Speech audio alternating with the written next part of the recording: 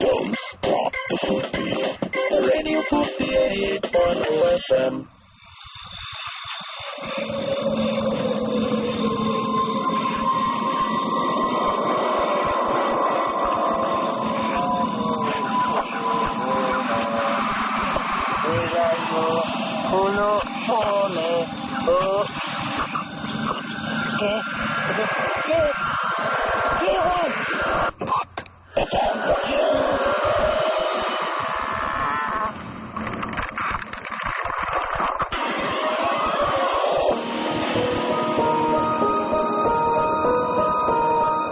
ঘুরতে সময় এক্স্যাক্টলি সকাল 11টা বেজে, সকালটা এখন রাত 11টা বেজে 59 এবং এই মুহূর্তে যে ঘটনাগুলো ঘটছে খুবই অদ্ভুত। একটু আগে আমাদের আশেপাশের লাইটগুলো সব একসাথে ফিউজ হয়ে গেছে।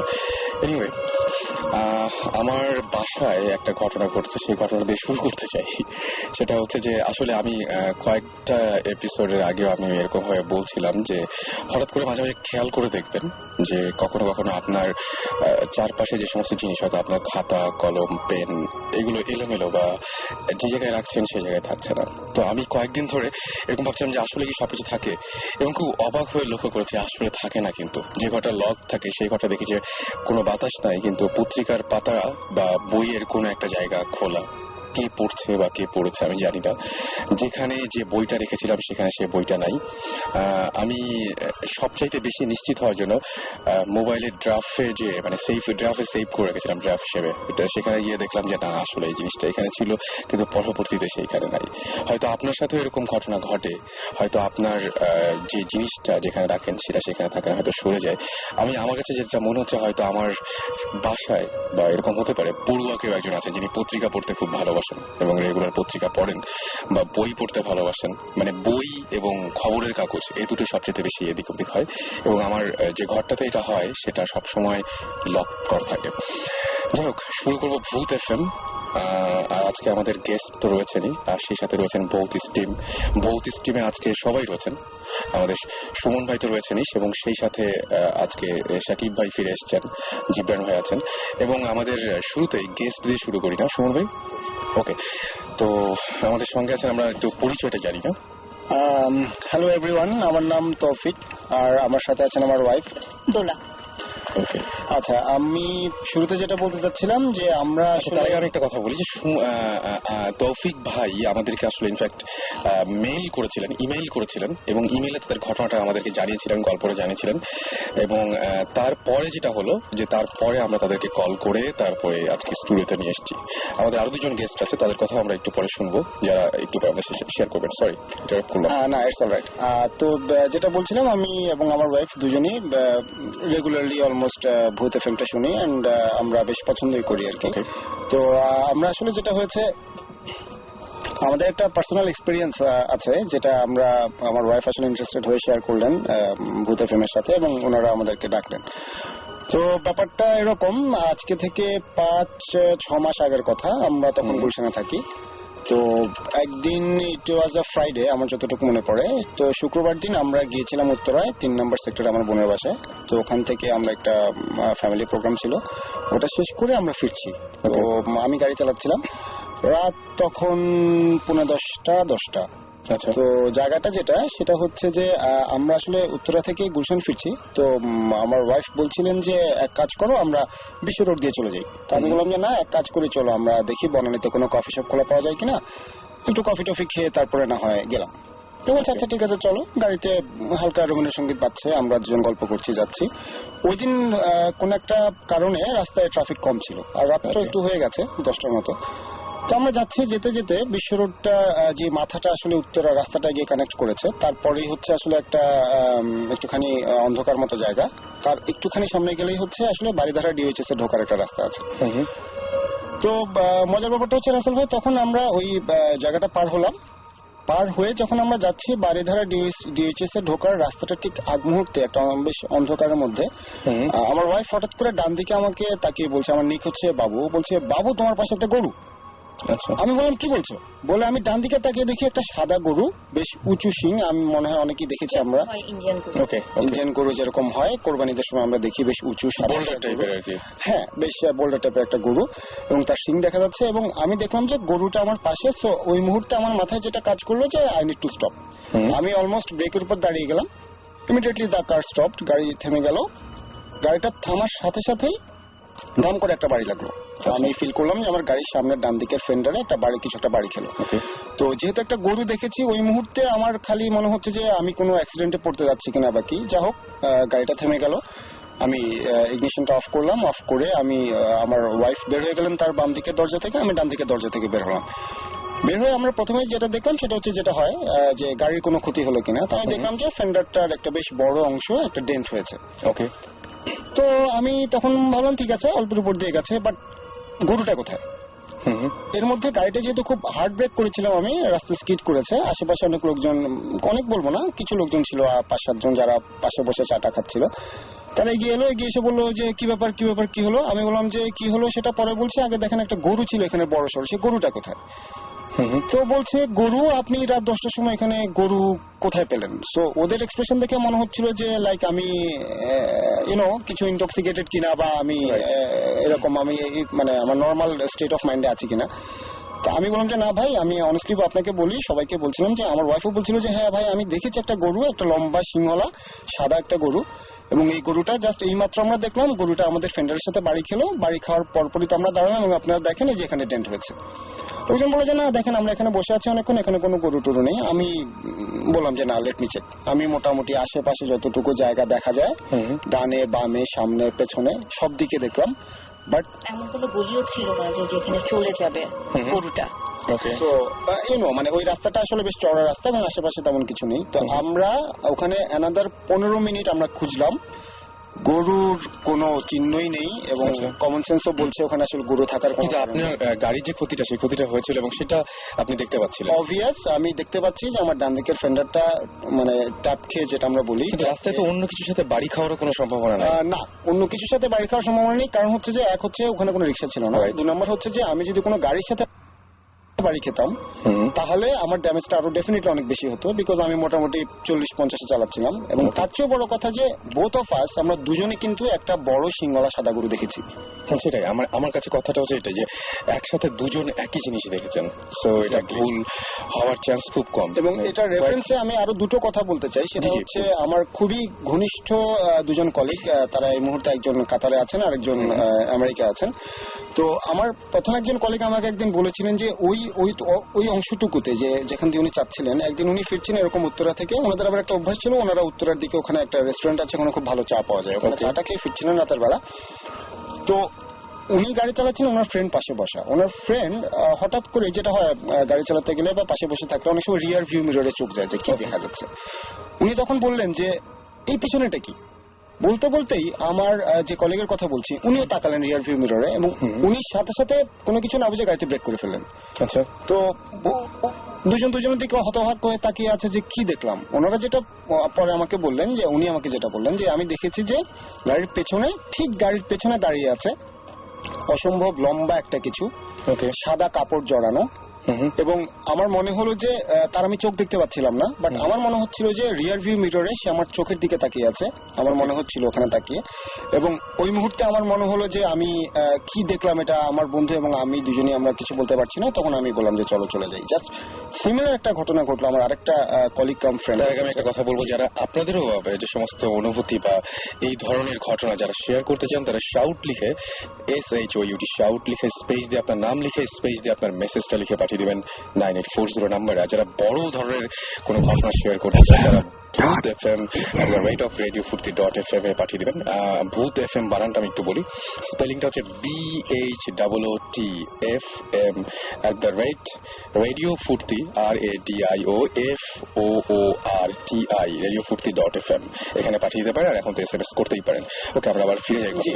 আমার অলমোস্ট শেষ পর্যায়ে চলে এসেছি। তো এই একই রকম একটা ঘটনা, কাছাকাছি একটা জায়গায় আমার যে বন্ধুর কথা বলছিলাম, তো সে এরকম একই দিন গাড়ি চালিয়ে যাচ্ছে। তো হঠাৎ করে ও সামনে দেখে এরকম রাত একটু বেশি হবে, 11টা 11:30টার দিকে। হঠাৎ করেও দেখছে সামনে কালো কি যেন একটা দাঁড়িয়ে আছে।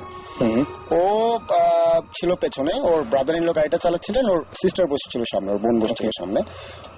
ও কিছু বলে ওঠার আগেই ওর ভাবি, বোন এবং দুলাভাই দুজনই এট এ টাইম দেখতে পেয়েছেন, এবং জাস্ট বোন একটা চিৎকার করার সাথে সাথে দুলাভাই গাড়িটা ব্রেক করেছেন। ওই মুহূর্তে কালো যে জিনিসটা ছিল সেটা তাদের দিকে তাকালো, তারা দেখলেন অবয়বে মনে হলো যে একটা মেয়ে, but it had no face.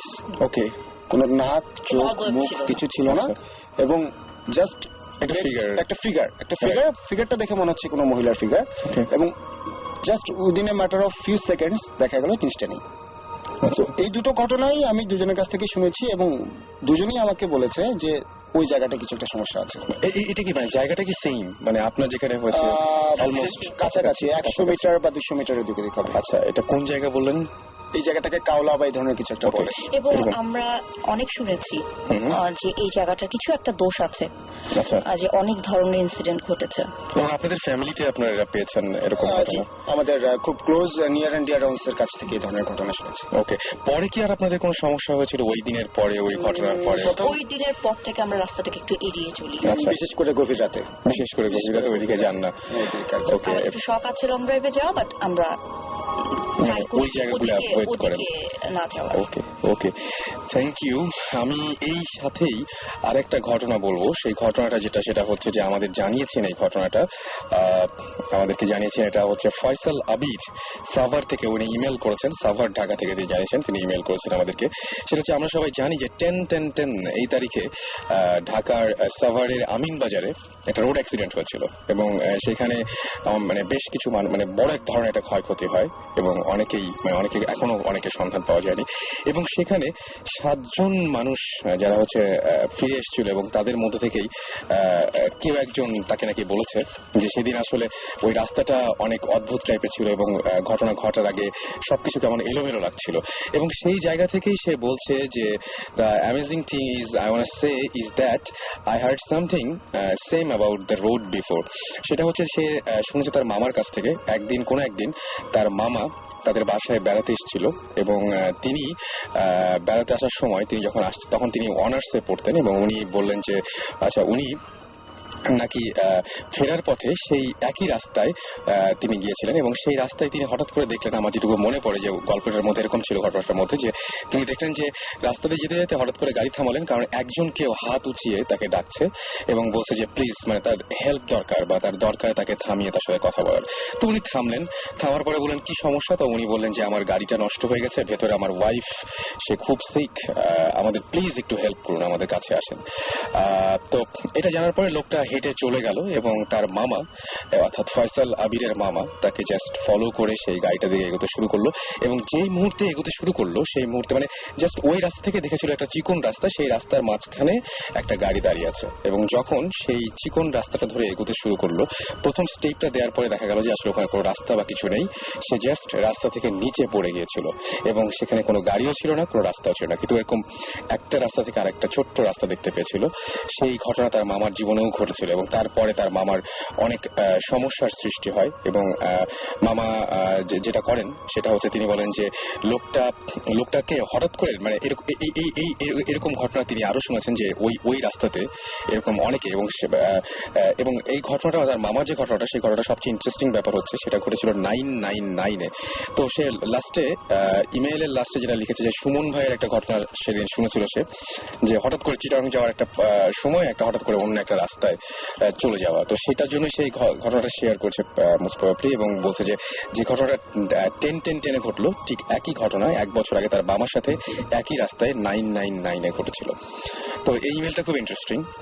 So আমার কাছে মনে হয় যে থাকতে পারে কিছু একটা, হতেই পারে এরকম কিছু একটা, যেটা হয়তো আমরা জানি না বা বুঝতে পারছি না। যাই হোক, আমাদের সাথে ভৌতিক টিম রয়েছেন, এবং তাদের মধ্যে সুমন ভাই আছেন। সুমন ভাইয়ের কথা নিশ্চয়ই আমরা এখন শুনবো, সবাই শুনবো। এখানে সাকিব ভাই আছেন, সাকিব ভাই নিশ্চয়ই কিছু রেডি করেছেন। সাকিব ভাই বলেছিলেন সুমন ভাই যে আপনি আসার পর থেকে কোনো কথা বলবেন না, একদম চুপচাপ থাকবেন। ওইটি দেখতেছি আছে, সারাদিন আমাদের বাসায় ছিল, কোনো কথা বলা নেই। রাইট।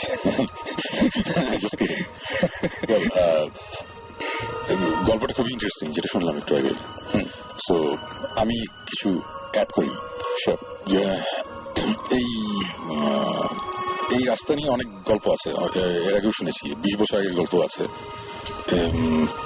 প্রবলেমটা মানে এই রাস্তাটার কোথা থেকে কত জায়গার মধ্যে, আমি জাস্ট প্যারামিটার একটু বলি। এটা হচ্ছে গলফ হাইটস আছে না, গলফ হাইটস থেকে এটা ওই এয়ারপোর্টের ভিআইপি যে এন্ট্রান্সটা আচ্ছা কতটুকু পর্যন্ত বুঝতে পারি। এটা হচ্ছে এই জায়গাটা, এই জায়গাটার মধ্যে অনেক কিছু হয়, অনেক কিছু হয় মানে আমি অনেক কথা শুনেছি। আচ্ছা আমি খুব নর্মাল একটা কথা বলি, এটা আমি ঠিক শিওর না আমি ভূত এফএম এ প্রথম দিকে বলেছিলাম কিনা, বাট হঠাৎ মনে পড়লো আবার বলি। আমি আর জুয়েল, মাইলস জিগিরা বাজার জুয়েল, আমরা দুজন তখন যাচ্ছিলাম, আমার ফ্যাক্টরি ছিল তখন, এখনো আছে গাজীপুরে। তো তখন জুয়েল আমার কোম্পানিতেই ছিল আর কি, মাঝখানে কয়েকদিন কাজ করেছিল। তো আমরা দুজন একসাথে অফিসে যেতাম। তো আমরা যাচ্ছিলাম, এটা হচ্ছে জাস্ট ঢাকা গেটটা পার হয়েছি দিনের বেলা, তখন বাজে সকাল 11টা, এরকম একটা কিছু। যাচ্ছি, যাওয়ার পথে হঠাৎ করে ড্রাইভার গাড়ি চালাচ্ছিল, পিছনে আমি আর জুয়েল বসা। হঠাৎ করে মনে হলো যে একটা আওয়াজ হচ্ছে, এটা হালকা একটা আওয়াজ। আচ্ছা, তো আমার মনে হচ্ছে যে গাড়িটার পিছনে মানে ওই কোনো কিছু রাখা আছে আর কি, যেখানে টায়ার থাকে অথবা কোনো লুজ কোনো একটা কিছু যেটা বাড়ি খাচ্ছে বারবার। কিছুক্ষণ যাচ্ছে, আওয়াজটা আমিও শুনছি, জুয়েলও শুনছে। তখন আমি ড্রাইভারকে মানে একটু ঝাড়িয়ে দিলাম যে কি ব্যাপার, তুমি গাড়ির পিছনে কি রাখছো, আওয়াজ করতেছো, তুমি শুনতেছো না? পরে বলে যে স্যার গাড়ির পিছনে তো কিছু নাই। আমি বললাম যে আওয়াজ হচ্ছে তো। তখন সে গাড়িটা সাইড করলো, সাইড করে গাড়ির পিছনে ডিকি খুললো, খুলে দেখলো, চেক টেক করলো, পরে এসে বললো যে স্যার কিছু নাই। আমি বললাম আচ্ছা ঠিক আছে চলো, বলে আমরা আবার রওনা দিলাম। এবং আমরা যাচ্ছি, তখন হঠাৎ করে আবার আওয়াজ পেলাম যে ধূপ করে আবার একটা আওয়াজ, এবং আওয়াজটা পুরো আমরা ফিল করছি, মানে আমাদের পা মানে একটা ভাইব্রেশনটা আমি পাচ্ছি যে একটা কিছু হচ্ছে।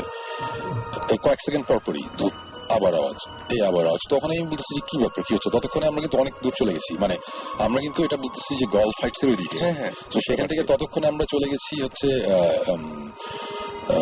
এয়ারপোর্টের কাছাকাছি। আচ্ছা, তো একটা সময় এসে আমি তখন আবার বললাম ড্রাইভারকে, আবার দিচ্ছি ঝাড়ি, তুমি ঠিক মতো দেখো নাই, তুমি এখনই গাড়ি থামাও, গাড়ি থামা দেখো কি আছে। আমরা গাড়িটা সাইড করলাম, এটা হচ্ছে ওই যে ভিআইপি রোডটা একটু আগে আর কি, মানে ভিআইপি এন্ট্রান্সটা একটু আগে এয়ারপোর্টের। গাড়িটা দাঁড় করানোর পরে জুয়েলও গাড়ি থেকে নামলো। আমি গাড়িতে বসেছিলাম, তখন হঠাৎ করে জুয়েল বলে, জুয়েল বলে শোন ভাই একটা জিনিস দেখেন। আমি কি আপনি বাইরে হন? বের হলাম, বেরোবার গাড়ির পিছনে কিন্তু কিছু নাই, সবকিছু নর্মাল। আর সবচেয়ে ইন্টারেস্টিং ব্যাপার যেটা, সেটা হচ্ছে ওই লাইনে আমাদের সামনে একটা মিনি ভ্যান, পিছনে আরেকটা গাড়ি, তার পিছনে আরেকটা গাড়ি, আমরা এখানে প্রায় 7-8টা গাড়ি সবাই পার্ক করা, এবং সব গাড়ি থেকে ড্রাইভাররা নেমে পিছনে চেক করছে কিছু আছে কিনা। মানে আমরা বলছি যে কি ব্যাপার, এটা কি হচ্ছে? সাথে সাথে আমাদের পিছনে যে গাড়িটা ছিল একটা সাদা একটা মাইক্রোবাস ছিল, আমরা জিজ্ঞেস করলাম যে ভাই কি, বলে না ভাই কি জানি হয়েছে, পিছনে একটা আওয়াজ করতেছে। আমাদের গাড়ি তো আওয়াজ করতেছে, বাট কিছু নাই। এবং আমরা পরের গাড়িগুলো চেক করি নাই, বাট ওই আমাদের একটা তারাও ছিল, বাট আমাদের কাছে ব্যাপারটা খুব ইন্টারেস্টিং লেগেছিল যে এটা কি, এটা একই জিনিস সবার কেন হবে। এবং আমরা কিন্তু ফিল করছিলাম যে আমাদের মানে সে গাড়ির পিছনে কেউ থাম্পিং এর মানে পুরো বাড়ি যদি দেয় বা ব্যাঙিং করলে পায়ে একটা ভাইব্রেশন হবে না, মানে পুরো আমরা এটা ফিল করছিলাম। আমি জুয়েল বললাম জুয়েল তুমি কি টের পাইছো যে একটা ভাইব্রেশন হচ্ছে? বলে হ্যাঁ শুনবে, আমি সবই টের পাইছি। বাট এটা তো খালি আমাদের গাড়িতে হলো একটা কথা, এই সবগুলো গাড়িতে হচ্ছে কেন? আমরা অন্যান্য গাড়িগুলো চেক করিনি, বাট দেখি বোঝা যাচ্ছিল যে তারাও নামছে একই কারণে, পিছনে গিয়ে চেক করছে কিছু একটা, মানে সবাই গাড়ি থেকে নামা। এইটা একটা ঘটনা, এটা একটা ছোট ঘটনা, এটা কোনো আমি মানে ভূত প্রেত আমি কিছুই বলছি না, বাট জিনিসটা আমার কাছে খুব ইন্টারেস্টিং মনে হয়েছিল এই রাস্তায়। তারপরে এই রাস্তা নিয়ে তো আমরা তো এই যখন ভৌতিস্ট করার আগের থেকেই যখন আমরা এইসব নিয়ে খুব ইন্টারেস্ট গ্রো করেছে, অনেক খবরই পেয়েছি, অনেক নিউজ শুনেছি। এর মধ্যে একটা খুব ইন্টারেস্টিং গল্প হচ্ছে, অনেক আগের কথা, এটা বেশ অনেক বছর আগের কথা। একটা কাপল রাত্রেবেলা ফিরছিল, তখনও অ্যাকচুয়ালি উত্তরা অতটা ফেমাস হয় নাই, তখন উত্তরা লোকালয় অতটা বেশি না। ওকে, ফেরার সময় একটা অ্যাক্সিডেন্ট হয়। অ্যাক্সিডেন্টে একটা কাপল যাচ্ছিল, তার ওয়াইফটা মারা যায়। আচ্ছা, এটা একটা সত্যি কথা, কিন্তু সত্যি ঘটনা। ওয়াইফটা মারা যায় এবং হাজবেন্ড খুব পাগল টাইপের, মানে অনেকদিন খুব আপসেট ডিপ্রেস থাকে, স্বাভাবিকভাবেই খুব খারাপ অবস্থা থাকে। তা আমি গল্পটা শুনেছি আমার এক বড় ভাইয়ের কাছ থেকে, আমাদের বড় ভাই সিনিয়র ফ্রেন্ড, উনার ফ্রেন্ড হচ্ছে এই হাজবেন্ডের। অলরাইট, হ্যাঁ। তা অ্যাকর্ডিং টু হিম, মানে হাজবেন্ডের কথা অনুযায়ী, যে রাতেবেলা যখন গাড়ি চালিয়ে আসছিল, ইন্টারেস্টিং ব্যাপার ওইটি, আপনার ওনারা যে জায়গাটার কথা বলছে ওই জায়গায় একই জায়গা, ওইটার জাস্ট একটু আগে একটা টার্ন আছে, কিন্তু ওই টার্নটার ওইখানে ওরা দেখেছে যে একটা মানুষ দাঁড়িয়ে আছে ওখানে। আচ্ছা, রাতেবেলা একটা মানুষ দাঁড়িয়ে আছে, এবং একটা মানুষ দাঁড়ানো এবং হঠাৎ করেই মানে পুরাই মানে কোথা থেকে জেনে আসছে মানে ফ্রম নাথিং সাডেনলি মানে সামনে কেউ দাঁড়িয়ে আছে, ওটা দেখে তারা গাড়ির কন্ট্রোল হারিয়ে ফেলায় এবং ফলার পরে অ্যাক্সিডেন্ট করে। এই কথাটা অনেকেই বলেছে কিন্তু তখন ওখানে কাউকে খুঁজে পাওয়া যায় নাই। তো এই ঘটনার পর কিন্তু মানে ইন্টারেস্টিং পার্টটা আরো বাড়ে, মানে মেইন ব্যাপারটা হচ্ছে এখানে ঘটনার পরে অনেক সময়ই অ্যাকর্ডিং টু দ্য হাজব্যান্ড সে নাকি রাতের বেলা গাড়ি চালিয়ে যখন যায় ওই জায়গা দিয়ে মাঝে মধ্যেই যায় এবং তখন নাকি তার ওয়াইফকে এসে দেখে যে দাঁড়িয়ে আছে ওখানে, রাতের বেলা নাকি অনেক সময় দেখে। তো এই গল্পটাই একটা পার্টিতে রাত্রেবেলা করছিল কয়েকটা ফ্রেন্ড মিলে আর কি, তখন আমার যে পরিচিত উনিও এখানে ছিল, তো উনি এখানে শুনলো বলে তাই নাকি, বলে যে হ্যাঁ, বলে যে আমি মাঝে মধ্যেই দেখি। তখন বলে যে এগুলো অনেকেই পাত্তা দিচ্ছে অনেকে দিচ্ছে না, তাই এর মধ্যে তখন ওখানে 2-3 জন ছিল, 2 কি 3 জন, ওরা বললো যে না আমরা দেখতে চাই যে আমরা তারা গল্পটা করছিল উত্তরাতেই বসি, উত্তর একজনের পাশে, তখন বলছে তাহলে আমরা দেখবো, তখন অনেক রাত, ওকে আমরা দেখতে চাই, বলে যে ঠিক আছে চলো হয়তো আজকে দেখতে লাগ ভালো থাকলে আজকে তোমরা দেখবো। এবং তারপর যেটা হয়েছিল যে ওই গাড়িটা নিয়ে তখন তারা যখন ওখানে গিয়েছিল মানে গাড়িটা ওখানে একটা অ্যাক্সিডেন্ট করে, আবার একটা অ্যাক্সিডেন্ট করার পরে মানে 3 জনই ভয়ঙ্কর ভাবে মারাত্মকভাবে ইনজুর্ড হয়। ইনজুর্ড হওয়ার পরে তার পরে 3 জনের মধ্যে একজন মোটামুটি একটু স্টেবল ছিল, মানে অতটা সিরিয়াস অবস্থা, 2 জন ইমার্জেন্সিতে ছিল আর একজনের অবস্থা ভালো ছিল, একটা ফ্রেন্ডের আর কি। তো ওর সাথে পরে যখন অনেকে কথা বলেছে তখন ও মানে খুব মানে পাজল, সে বলে আমি একটা ওয়েট জিনিস দেখছি, বলে যে কি, বলে আমি দেখছি ভাবি দাঁড়ায় আছে এখানে, এই কারণেই গাড়ির কন্ট্রোলটা হারায় আর কি। আচ্ছা, তো এই ধরনের গল্প আমি অনেক শুনেছি, মানে এই জায়গাটা নিয়ে স্পেসিফিক এই জায়গাটা নিয়ে আমরা কিছু ঘাটাঘাটি করার পর অনেকে বলে, আমি কিন্তু শিওর না, এটা আমার শোনা কথা, যে ওখানে ওখানে একটা মাজার টাইপের কিছু একটা ছিল। আচ্ছা, তো প্রথমে নাকি রাস্তাটা করার সময় মাজার একটু জায়গা খেয়ে তার উপর দিয়ে রাস্তাটা হয়েছিল বা কিছু, তারপরে নাকি রাস্তাটা একটু টার্ন ঘোরানো হয়েছে এখন। আচ্ছা, এটা অবশ্যই এটা আমি শিওর না, এটা আমি ভেরিফাই করিনি, বাট লোকজন এই কথাটা বলে, এখনো বলে। এবং আমার বাসা বাড়ি ধরে ডিউএইচএস, এবং আমি রাত্রেবেলা কখনো ওই দিক দিয়ে গেলে আমি ওই দিক দিয়ে ঢুকি, যে জায়গাটার কথাটা ওনারা বললেন। এবং ওরকম একটা জায়গায় আমি রাত্রেবেলা রাত 1টা-2টার দিকে আমি ফেরার সময় আমি দেখেছি যে রাস্তার মধ্যে সাদা, এটা কোনো মানুষ না, ভর্তুক কিছু না, মানে জাস্ট সাদা মনে হয়েছে কি যে কোনো বস্তা টাইপের একটা কিছু কেউ মাটিতে ফেলে রেখেছে, এবং এটা হচ্ছে পুরা রাস্তার মাঝখানে। আচ্ছা, তো আমি একটু স্লো করেছি এবং আমি পাশ কাটিয়ে গেছি, এবং পরে আমি যখন রাস্তাটা ইউটার্ন নিয়ে বাড়ি ধারাতে ঢুকতে হয়, আমি ইউটার্ন নিয়ে যখন আসছি তখন আমি বস্তাটা দেখি নাই। আমার তখন মনে হয়েছে যে হয়তো বা বস্তা নেই, সাদা কোনো কাপড় টাইপের কিছু বা কাগজ টাইপের কিছু ছিল, আমি হয়তো চোখে ভুল দেখেছি, হয়তো বা বাতাস এটা সরে গেছে, এরকম একটা জিনিস। এবং এই সেম এক্সপিরিয়েন্স আমাদের লাস্ট ভূত এফএম করে আমরা যখন ফিরছি, তার এই রাস্তা দিয়ে যখন যাচ্ছি তখন আমি এই সেম কথা বলতেছিলাম যে এই রাস্তা দিয়ে যখন যাই তখন এই জিনিস হয়।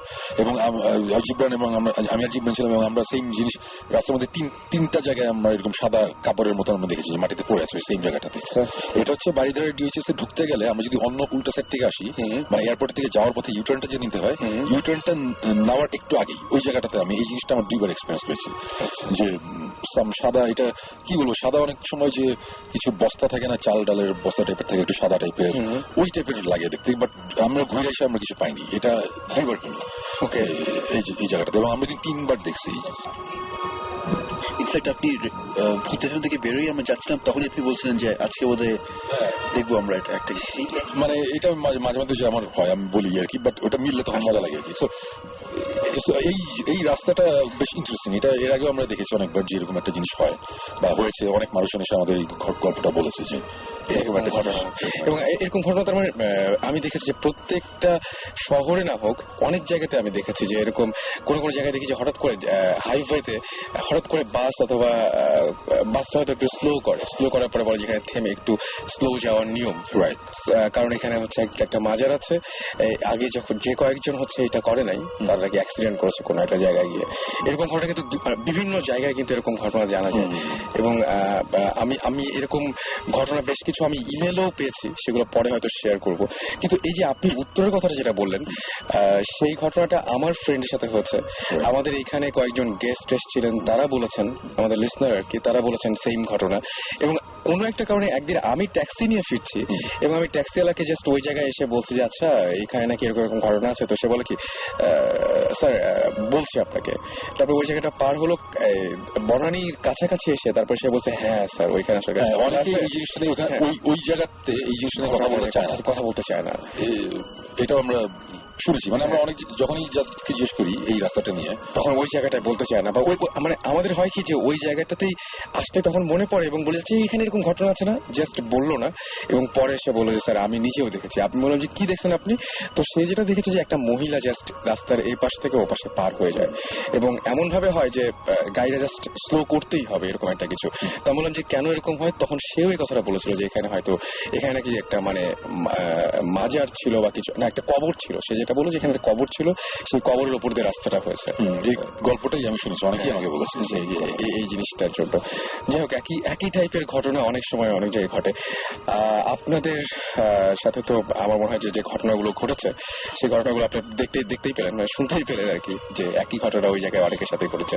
আচ্ছা হ্যাঁ এক্স্যাক্টলি, সুমন ভাই যেটা বললেন আমি একমত। আমিও শুনেছি যে ওখানে একটা মাজার ছিল বা কবর ছিল, এই জন্যই নাকি এই ধরনের ঘটনা ঘটে বা ইনসিডেন্ট ঘটে। ওকে, আমি জানি না কথাটা কতটুকু সত্যি, বাট আমি এটা শুনেছি। অলরাইট, আমরা একটা ব্রেকে যাই না? আমরা একটা ব্রেকে যাই, আর এর মাঝখানে আমরা বলে দিই যে আমাদেরকে এসএমএস করেছেন জেমস, এসএমএস করেছেন আমাদেরকে রিতা, এসএমএস করেছেন কাউসার, জুমন, দেলোয়ার, নাহিদ, এছাড়াও জিসান, তারপরে হচ্ছে স্কেপটিক, এছাড়াও এসএমএস করেছেন থান্ডার বয়, এসএমএস করেছেন নাফিজ, ঘোস্ট বুস্টার, এসএমএস করেছেন জাকির সহ আরো অনেকে। আমি তৌফিক ভাইদেরকে ধন্যবাদ জানাচ্ছি, আমাদেরকে কষ্ট করে যে সময় দিয়েছেন দুজনকেই। সো আমার মনে হয় যে অনেক ধন্যবাদ আপনাদেরকে, কষ্ট করে এত রাত্রে এসেছেন আমাদের সাথে জয়েন করেছেন। Okay, thank you very much as well. আপনার সুবাদেই আমরা আসলে এই আমাদের ঘটনাটা শেয়ার করতে পারলাম। অলরাইট, শুনছেন সবসময় রেডিও ফুর্তির সাথে আছি রাসেল, চলছে ভূত এফএম, কোথাও যাবেন না, ফিরে আসবো একটু পরে। আর ইন দ্য মিন টাইম আপনারা করতে পারেন এসএমএস লিখে ফেলুন SHOUT শাউট স্পেস আপনার নাম স্পেস আপনার মেসেজ পাঠিয়ে দিন 9840 নাম্বারে, জানিয়ে দিন যদি আপনার এরকম কোনো ঘটনা থাকে, আপনার ঘটনাগুলো জানতে চাই এবং সেই ঘটনাগুলো যদি নিশ্চয়ই আপনি শেয়ার করতে পারবেন আমাদের সাথে একদম লাইভে, সবাইকে জানাতে পারবেন সেই ঘটনাগুলো। সুতরাং এসএমএস করুন। আর এই মুহূর্তে গান শুনে আসবো, আর যে গানটা প্লে করবো সেটা আমার অসম্ভব পছন্দের গান এবং মনে হয় যে এই সিচুয়েশনে খারাপ লাগবে না, সেটি হচ্ছে হলি ড্রাইভার বাই ডিও। জোরে শুনে আসি গানটি। স্টে টিউন, রেডিও ফুর্তি, কোথাও যাবেন না।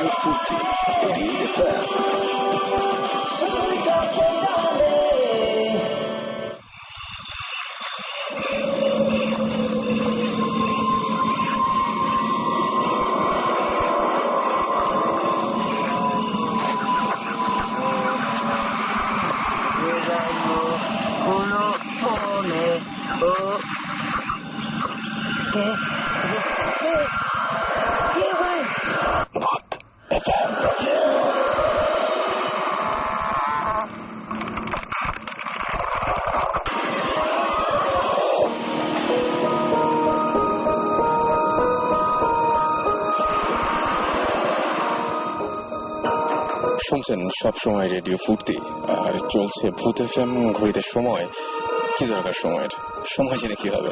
চলছে ভূত এফএম, সেটা সবচেয়ে বড় কথা। এবং সাথেই আছি রাসেল, আর আমাদের সাথে রয়েছেন ভৌতি স্ট্রিম এবং আমাদের আরো দুজন নতুন গেস্ট এবং লিসনার, যারা আমাদের গত সপ্তাহে আমাদের শো শোনার পরে আমাদেরকে ইমেইলে অনেক বড় একটা গল্প পাঠিয়েছিলেন। তার আগে যে বলে দেয়, যারা আমাদের এসএমএস করছেন তারা শাউট লিখে স্পেস দিয়ে আপনার নাম লিখে স্পেস দিয়ে আপনার মেসেজ লিখে পাঠিয়ে দিন 9840 নাম্বারে। আর যারা আমাদের ইমেইল করতে চান তারা লিখবেন ভূত এফএম BHOOTFM ভূত এফএম @radiofurti.fm RADIOFOORTI.fm। আর এর মধ্যে আমি দেখতে পাচ্ছি আমাদের এসএমএস করেছেন অলরেডি অনিতা, এবং তিনি বলেছেন যে তার বাসার 4th ফ্লোর থেকে, সেখানে মানে 4th ফ্লোরে তারা থাকেন এবং 5th ফ্লোরে কেউ থাকে না, বাট মাঝে মাঝে মাঝরাতে তারা বিভিন্ন ধরনের সাউন্ড পান, একটা মশলা পেশার মতো এরকম শব্দ পান, কিন্তু ওখানে কেউ থাকে না। অলরাইট, লুনা আমাদের এসএমএস করে বলেছেন যে ভূত এফএম শোনার পরে তার ভয়ঙ্কর রকমের ভয় লাগে, তারপরও তিনি ফ্রাইডের জন্য ওয়েট করেন। যে কখন ভৌত এফএম শুনবেন, থ্যাঙ্কস জানিয়েছেন আমাদেরকে এবং মোস্ট ওয়েলকাম। এবং আমাদের এবং ভৌতিস টিমের অনেক অনেক প্ল্যান আছে আপনাদের সবাইকে নিয়েই। সো আমার মনে হয় যে জাস্ট আপনাদের যেটা করতে হবে সেটা হচ্ছে স্টে টিউন টু রেডিও ফুর্তি, দেখা যাক কি হয়। আর এছাড়া আমাদের SMS করেছেন জেমস, SMS করেছেন হাফিজ, SMS করেছেন আমাদেরকে নাহিদ, কাকলি, আলিফ, নাইম, আমাদেরকে SMS করেছেন মুন্না 46, ফারহান, সুমি, আমাদের SMS করেছেন বাশার, SMS করেছেন এছাড়াও আফনান, নাজিম সহ আরো অনেকে। আমি একে একে সব SMS গুলো পড়ার চেষ্টা করছি। যার আরো একবার বলে দিই, শাউট লিখে স্পেস দিয়ে আপনার নাম লিখে স্পেস দিয়ে আপনার মেসেজ লিখে পাঠিয়ে দিবেন 9840 নাম্বারে, চলে আসবে আমাদের কাছে। আর আমাদের যে গেস্ট এখন যিনি আছেন তার সঙ্গে আমরা পরিচিত হব, নামটা একটু শুনি। তার আগে আমি একটা কথা বলছি, শিওর, হচ্ছে যে এর আগে যে গেস্ট ছিলেন উনি তো দেখেছিলেন একটা গরু, তারপর সুমন ভাই বললেন যে উনি দেখেছেন চালের বস্তা। তো ওটা শোনার পর আমাকে বিরিয়ানি খেতে ইচ্ছে করছে। ওকে, একটা হয় নাই, বিরিয়ানি কি আছে নাকি? বিরিয়ানি টাইপের কিছু না, মানে ছিল, ইনফ্যাক্ট খেয়ে ফেলেছে মাসুম, এটা হচ্ছে মুশকিল। So, কিছু করার নাই, এটা মাসুমের দোষ। আচ্ছা, আমরা গল্পে যাই, মানে ঘটনায় যাই। নামটা? আমি ইমরান, আমি খালিদ, আমার কাজিন, দুজনে প্রাইভেট ভার্সিটিতে ফার্মেসিতে পড়তেছি। ঘটনাটা গত বছরের। ওকে, অক্টোবরের 9 তারিখ পরীক্ষা হয়েছে, সবাই জানেন। তো পরীক্ষার পরে স্বাভাবিক কি পরীক্ষা হচ্ছে এটা? মেডিকেল পরীক্ষা হয়েছে, মানে মেডিকেল অ্যাডমিশন টেস্ট। অলরাইট। তো পরীক্ষার পরের দিন, 2 দিন পরে রেজাল্ট হয়। স্বাভাবিকভাবে অনেক টেন্স, কি হবে না হবে। তো বাসায় বললাম যে না, বাসায় থাকলে অবস্থা খারাপ, আমাদের মানে বাইরে থেকে আসতে হবে, ঘুরতে হবে। ওকে। তো আমাদের হাউসকিপার উনি একটা ভালো বুদ্ধি দিলেন যে ওনাদের বাড়ি সিরাজগঞ্জ, ওখানে দেখার মতো অনেক কিছু আছে যাওয়ার জন্য। তো বাসায় অনেক চিল্লা করে রাজি হলাম যে হ্যাঁ যাবো আমরা। তো আমরা গিয়ে ঘুরে আসছি, প্রথমবার দেখে আসছি, দেখার মতো অনেক কিছু আছে। তো পরে আমরা যখন ঢাকায় চলে আসছি, তখন একদিন সিদ্ধান্ত নিলাম যে চলো এবারে কি ভালো করে দেখে আসবো। তো ডিসেম্বরের দিকে আমরা আবার যাই। সিরাজগঞ্জ থানাটার নাম হচ্ছে তারাস। ওকে। ওখানে আমরা যখন নামি, ইচ্ছে করে বিকাল করে গেছি, তখন রাত 9টা বাজে। তো তারাস থানা থেকে বারোহাঁসটা হচ্ছে গ্রাম। আচ্ছা। এটা চলন বিলের একদম মাঝখানে এবং যাওয়ার জন্য একটা রাস্তা। ওকে। ওখানে কোনো রিক্সা নেই, জাস্ট ভ্যান চলে। ওকে। তো আমরা যখন গেছি তখন 2টো ভ্যান আছে, কেউ যাবে না। আচ্ছা। তো জিজ্ঞেস করলাম যাবে না কেন, তো বললে যে ওই রাস্তায় মানে রাতের বেলা যাওয়া কেউ যায় না, কোনো ভ্যান চালকই যাবে না। ওকে। তো অনেক কষ্টে রাজি করালাম, তবে ওনার শর্ত হচ্ছে যে ওনার সাথে একটা খালি ভ্যান চালক নিয়ে যেতে হবে। খালি ভ্যান চালক? কেন? উনি যাবেন, সাথে আরেকটা খালি ভ্যান চালক নিয়ে যেতে হবে। তো আমরা সবাই জিজ্ঞেস করলাম যে একা একা কেন যেতে যাচ্ছে না, আমরা তো আছি মাত্র 3 জন, আমি, আমার কাজিন খালিদ আর আমার একটা ফ্রেন্ড ছিল ইমশাদ। তো উনি যেটা বললেন যে আমার তো ফিরতে হবে একা। আচ্ছা। তো এখানে নাকি প্রায় বিভিন্ন ধরনের ঘটনা হয়, যেহেতু পুরো চলন বিলের মাঝখানে, তো ওনার এই পুরো 10 কিলোমিটার রাস্তা একা উনি আসতে পারবেন না। আচ্ছা। তো আমাদের তো আর কিছু করা ছিল না, রাজি হলাম যে ঠিক আছে চলেন। তো বারোহাঁস পৌঁছাইছি আমরা তখন রাত 11টা বাজে। ওখানে হয়েছে ছোট ছোট মানে ছনের ঘর আছে, 50 টাকা করে রাতে ভাড়া দেওয়া হয়। আচ্ছা।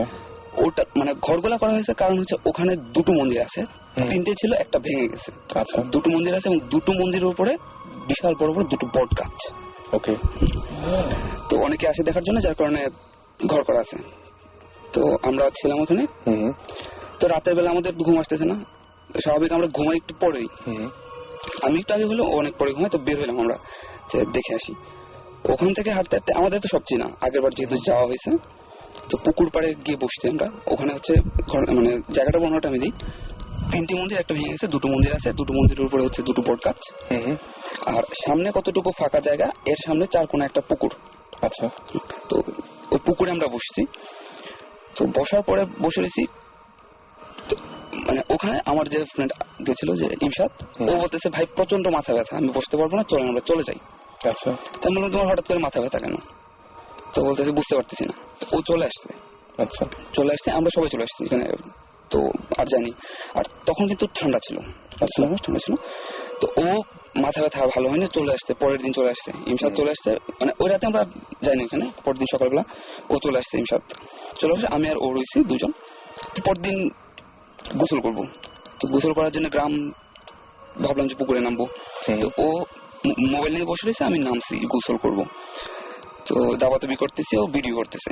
তো ওখানে গ্রামের 2-3 জন লোক ছিল, ওনারা এসে খুব ধমকাচ্ছেন যে এটা নাকি ওনাদের পবিত্র পুকুর। আচ্ছা।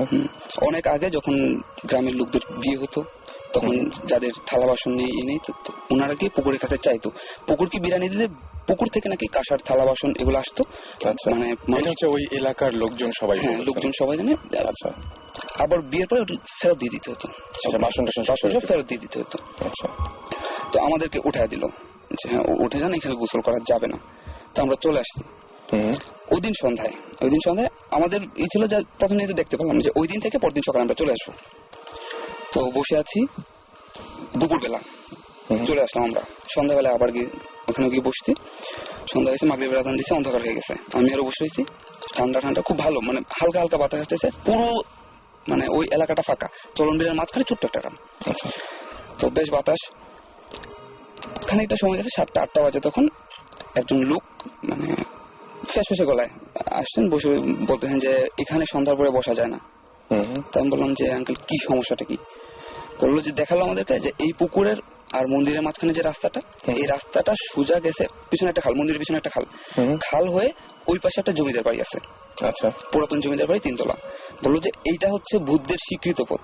উনি মানে বেশ জোর গলায় বললেন যে এটা হচ্ছে বুদ্ধের স্বীকৃত পথ। তো আচ্ছা, জিন্দের স্বীকৃত পথ। আচ্ছা, জিন্দের। হ্যাঁ, জিন্দের একটা স্বীকৃত পথ। ওখানে মাগরিবের নামাজের পর থেকে ফজরের আজানের পূর্ব পর্যন্ত হাঁটা সম্পূর্ণ নিষেধ। আচ্ছা। বললাম যে ঠিক আছে, চলে আসছি। বাজার ওখানে 12 মাসের যে বাজারে চলে আসছি। তো ওরা আবার বললো যে না যাবো, যে ভূত যদি দেখা যায়। তো নর্মালি আমাদের মনে কিন্তু ওই ভয়টা ছিল না যে ভূত দেখবো, যে সময় কাটাবো, চলে আসবো, দেখার মতো এটাই। তো আমরা যখন গেছি তখন আবার যখন গেছি বসে হয়েছি 10টা সাড়ে 10টা বাজে ওই সময়। তো আরেকটা জিনিস বলা হয়নি যে মন্দিরের সামনে সবসময় কিছু হাঁস থাকতো এবং রাজহাঁস। আচ্ছা। হাঁটাহাঁটি করতো, লোকজন কেউ কিছু বলতো না, হাঁটাহাঁটি করতো। তো রাতের বেলা বসে রয়েছি, থাকার পরে ও বলতেছে ইমরান ভাই কেউ নেই, গ্রাম তো স্বাভাবিক 8টা পরে একদম সবাই শুয়ে পড়ে। বুঝতে পেরেছি। তো 10টা বাজে উনি মানে ও বলছে যে চলেন একটা হাঁস তো আমরা ইচ্ছা করলেই খেতে পারি। তো ওর কাছে চাকু ছিল, মন্দির দড়ি দিয়ে কিন্তু পুরোটা একটা সীমানা দেওয়া আছে, এর ভিতরে যাওয়া যায় না। তো ওই দড়ি কেটে ও ভিতরে ঢুকছে। আমি বলছি যে আমি দাঁড়িয়ে আছি, পাহারা দিচ্ছি, তুমি কি করো। তো ও গেল, খালি দেখলাম যে মানে একটা হাঁসের বুঝতে পেরেছি সেটা। করছে। তো নিয়ে চলে আসছি আমরা ওখান থেকে ব্যাগে করে বাজারে চলে আসছি, 12 বাজে বাজারে আসার পরে হোটেলে বলছি আমরা যে আমাদের এটা করে দিতে হবে, রান্না করে দিতে হবে। তো ওরা বললো যে হ্যাঁ রান্না করে, মানে রাজি হচ্ছে না, স্বাভাবিক রাজি হয় না, হোটেলের কাজকর্ম আছে। তো আমরা বললাম যে হ্যাঁ এটা রান্না করার জন্য আমরা টাকা দেবো, প্লাস অর্ধেকটা আপনারা রেখে দিবেন। রাজি হলো, সেটাও বুঝেছি। তো রান্না করার পর আমরা খাচ্ছি। তারপরে এখন খাওয়ার কাজ হচ্ছে ওখানে দেখার মতো ওই পুকুরটাই খুব সুন্দর, ওখানে চলে আসছি, বসে রয়েছি। তো খাচ্ছি, আর হচ্ছে হাঁসের যে মাংসগুলো খুব শক্ত, এগুলো ভাঙা যায় না, হাঁসের মাংস নর্মালি খুব শক্ত হয়। তো আমরা পুকুরের মধ্যে ছুঁড়ে মারতেছি। তো একটু পর লক্ষ্য করলাম যে পুকুরের যে জায়গাটা আমরা মানে মাংসগুলো ছুঁড়ে মারতেছি, ওই জায়গাটা থেকে মানে অন্ধকার জায়গা তো আলু হচ্ছে, আলুর মতো চাঁদের আলু যেমন পুকুরে বললে যা হয় সেরকম। তো খালিদ আমারে বললো যে ইমরান ভাই আকাশে তো চাঁদ একটা, তো পুকুরের মাঝখানে চাঁদের একটা ছায়া পড়ছে, আর এখানে যেখানে আমরা মাংসটা ছুঁড়ে মারছি এখানে চাঁদের মতো আরেকটা গোল আলু, 2টা আলু পরপর। তো ও আবার করতেছে যে আগে যেহেতু মানে কাঁসার থালা বাসন পাওয়া যেত পুকুরকে বিরিয়ানি দিলে, তো হয়তো আমরা এখানে মাংস হয়েছে, হয়তো মানে কোনো একটা কিছু পুকুরে ভাসছে। তো ও নেমে গেছে, আমি বসে হয়েছি, ও নেমে গেছে। নেমে যাওয়ার পরে ওখানে কিন্তু শুধু ঘাস, কোনো কাদা নেই, বালি আর ঘাস। তো ও হোঁচট খাইছে, হঠাৎ করে হোঁচট খেয়ে পড়ে গেছে। পড়ে যাওয়ার পরে আমি যেটা দেখলাম যে পুরো স্ক্যার্ট হয়ে গেছে, যে আলুটা চলে আসছে, কিনারার দিকে চলে আসছে। তো আমি তো মানে গলা পোড়া শুকায় গেছে, আমি খালি এটুকু বলছি যে খালি তুমি চলে আসো উঠে। ও নিজে বুঝতে পারছে যে আলুটা চলে আসছে, একটা লাফে উঠছে উপরে। ওঠার পরে ওই আমরা চলে আসতেছি যে না ওখানে আর বসা যাবে না, ভয় না ঠিক মানে অবাক হয়ে গেছি যে কি এটা হতে পারে। চলে আসার পরে যখন আমরা মন্দির ক্রস করে আসতেছি, একটা লোক আমাদের থামালো। তো অন্ধকারে লোকটার চেহারা আমার মনে নেই, বেশ চিকনা চাকনা মনে হলো, এবং পৈতা পড়া ছিল, এটা আমার মনে আছে, একটা পৈতা পড়া ছিল। তো উনি বললেন যে ব্রাহ্মণ টাইপের কি অনেকটা। উনি বললেন যে আমি সন্ধ্যাবেলা না করছিলাম যে এখানে বসা যাবে না, এখানে যা করে গেলি তোরা এটা এবার সামলাইতে পারবি তো। আমার জাস্ট শুধু এইটুকু মনে আসছে, ঠান্ডার মধ্যে এইটুকু মনে আসছে, যেমন বলছেন যে যা সামলাতে পারবে কিনা। আপনারা কি আগে আসলে ওই লোকটাকেই দেখেছিলেন, মানে যখন কেউ নিষেধ করেছিল ওই লোকটা? আমরা যখন দেখলাম তখন ওই চাদর মোড়ানো ছিল গায়ের মধ্যে, বুঝতে পারিনি। তখন খালি গায়ে ছিল? তখন খালি গায়ে ছিল, পৈতা আমরা পৈতা সহ। ওকে। উনি মন্দিরের ওখান থেকে বললেন। আচ্ছা, উনি তার মানে আপনাদের ব্যাপারগুলো এরকম ওনার কথা শুনে মনেই হচ্ছে যে উনি সবকিছু জেনেছেন যে আপনারা কি করেছেন। তো আমাদের যেটা মনে হয়েছে উনি হয়তো মন্দিরের পুরোহিত, অন্ধকারে দেখে ফেলেছেন যে আমরা কি করছি। মানে উনি যে ওটা যে ভূত না কি না জিন, ওটা আমাদের মাথায় তখন আসে না। আমাদের কথা হচ্ছে উনি পুরোহিত হয়তো জেনে ফেলছেন, এখন হয়তো এই কারণেই বলতেছেন। হ্যাঁ, হাঁস খেয়ে ফেলছি, মন্দিরে হাঁস হয়তো খেয়ে ফেলছি, প্রবলেম হতে পারে। তো আমরা সোজা দৌড় চলে আসছি একদম পরদিন সকালবেলা ওই তারাস থেকে সোজা। তারপরে সেই লোকের যে কথাগুলো ছিল সেই লোকের কথা কি ঠিক হয়েছিল? যখন ঢাকায় এসেছেন তখন কি আপনাদের মধ্যে সেই মানে ওইখানে যে কাজগুলো করেছিলেন তার ফলাফল হিসেবে কিছু হয়েছিল? হ্যাঁ, তারপর কি হয়েছিল সেটা? হয়েছিল যে আসার পর থেকে আমার বমি বমি ভাব, কিন্তু বমি হচ্ছে না। আমি বুঝতে পারছি না কেন বমি হচ্ছে না, প্রচন্ড বমি হচ্ছে না, কিন্তু ও একদম বমি করে অবস্থা খারাপ, যা খাচ্ছে বমি করে দিচ্ছে, যা খাচ্ছে বমি করে দিচ্ছে। তো ও মানে নামটা কাজিন খালিদ, ও হচ্ছে এরকম। তো আমার ওর সমস্যা পরদিন ভালো হয়ে গেছে, খালিদের সমস্যাটা ভালো হয়ে গেছে, যে ওর বমি করে, আমার বমি হচ্ছে না, জ্বর বেড়ে গেছে, বমি হচ্ছে না। তো আমি ওভাবে রয়েছি, তো 3-4 দিন জ্বরে গেছে। এরপরে আমি মানে তখন আমার তাড়াতাড়ি ঘুমায় পড়তে হতো। রান্না খাওয়ার সময় কি মনে হচ্ছে রান্না কোনো প্রবলেম ছিল? এর আগে হাঁস খাওয়া হয়নি কখনো, ওই ফার্স্ট হাঁস খাওয়া ছিল। তো হাড্ডিগুলো প্রচন্ড শক্ত। তো আমি পরে জিজ্ঞেস করছি, অনেকে বলছে যে হাঁসের হাড্ডি অনেক শক্ত, কিন্তু গরুর মতো শক্ত না আর কি। হ্যাঁ, প্রচন্ড শক্ত ছিল, হাড্ডি ভাঙতে পারিনি। ওকে, অলরাইট, থ্যাংক ইউ আপনাদের সেই গল্পটা শেয়ার করার জন্য। এবং পরবর্তীতে সেই পুরোহিত বলুন আর ব্রাহ্মণ বলুন বা অন্য কোনো কিছু বলুন, সেই তিনি যা বলেছিলেন সেটার কিছু কিছু ফলাফল আপনারা ভোগ করছেন, এখানে ঢাকায় এসে সেই বর্ষটা হয়েছিল। থ্যাংক ইউ আমাদের সাথে শেয়ার করলেন এটা। আপনি যদি শেয়ার করতে চান আমাদের সাথে এরকম কোনো ঘটনা, তাহলে আমাদেরকে সরাসরি ইমেল করতে পারেন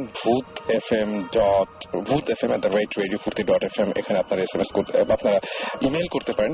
আর SMS করার নিয়ম হচ্ছে শাউট লিখে স্পেস দিয়ে আপনার নাম লিখে স্পেস দিয়ে আপনার মেসেজ লিখে পাঠিয়ে দিতে পারেন 9840 নম্বরে। অর্ক আমাদের SMS করে বলেছেন তার বাসায় আজব সব কাহিনী হয়।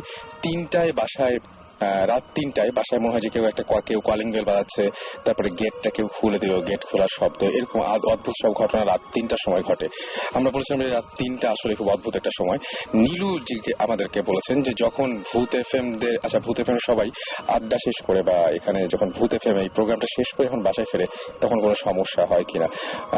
এখানে ম্যাক্সিমাম মানুষই তো মানে যেমন আমি তো বাসায় ফিরি না, তো বলতে পারছি না। আর সবাই যারা আছেন, সাকিব ভাই আছে, সাকিব ভাই নিশ্চয়ই, সাকিব ভাই, সুমন ভাই এবং জীবন ভাই যে গতদিন একটা ঝামেলা হয়েছিল সেটা তো বললেনই। সাকিব ভাই আপনার তো মনে হয় হওয়ার কথা না, যদিও আপনার কখনো হয় না। আমার ইউজুয়ালি হয় না ঝামেলা। আমি যে সোনাদের কিছু কোয়েশ্চেন করতে চাই, সেটা হচ্ছে যে এটা কবে হয়েছিল? এটা হয়েছে ডিসেম্বরে হয়েছে সিরাজগঞ্জের দিকে। হ্যাঁ, সিরাজগঞ্জ। তো ওইটা এইসব ব্যাপারে কি পরে গিয়ে কারোর সাথে কথা বলেছিল? হ্যাঁ, আমাদের এই সমস্যাটা ভালো হচ্ছিল না। আমার হঠাৎ করে প্রচন্ড রকমের গা ফুলে গেছে, ডাক্তার দেখানো হয়েছে। ডাক্তার দেখানোর পরে বলছে যে ব্লাডের মধ্যে অ্যালার্জির যে মাত্রাটা এটা প্রচন্ড বেড়ে গেছে, তো প্রচুর ওষুধ খাইতে হয়েছে এটা ভালো হওয়ার জন্য। তো আমরা যখন আবার ফেরত গিয়েছি, ফেরত যাওয়ার পরে ওখানের জমিদার ছিলেন 2জন, যেটা জানতে পারলাম আর কি, যে দেলোয়ার চৌধুরী আর হচ্ছে ওনার ভাই ছিলেন দেদার চৌধুরী। ওনার নাতি এখন ওই এলাকাতে আছেন, নাম হচ্ছে পিতল চৌধুরী।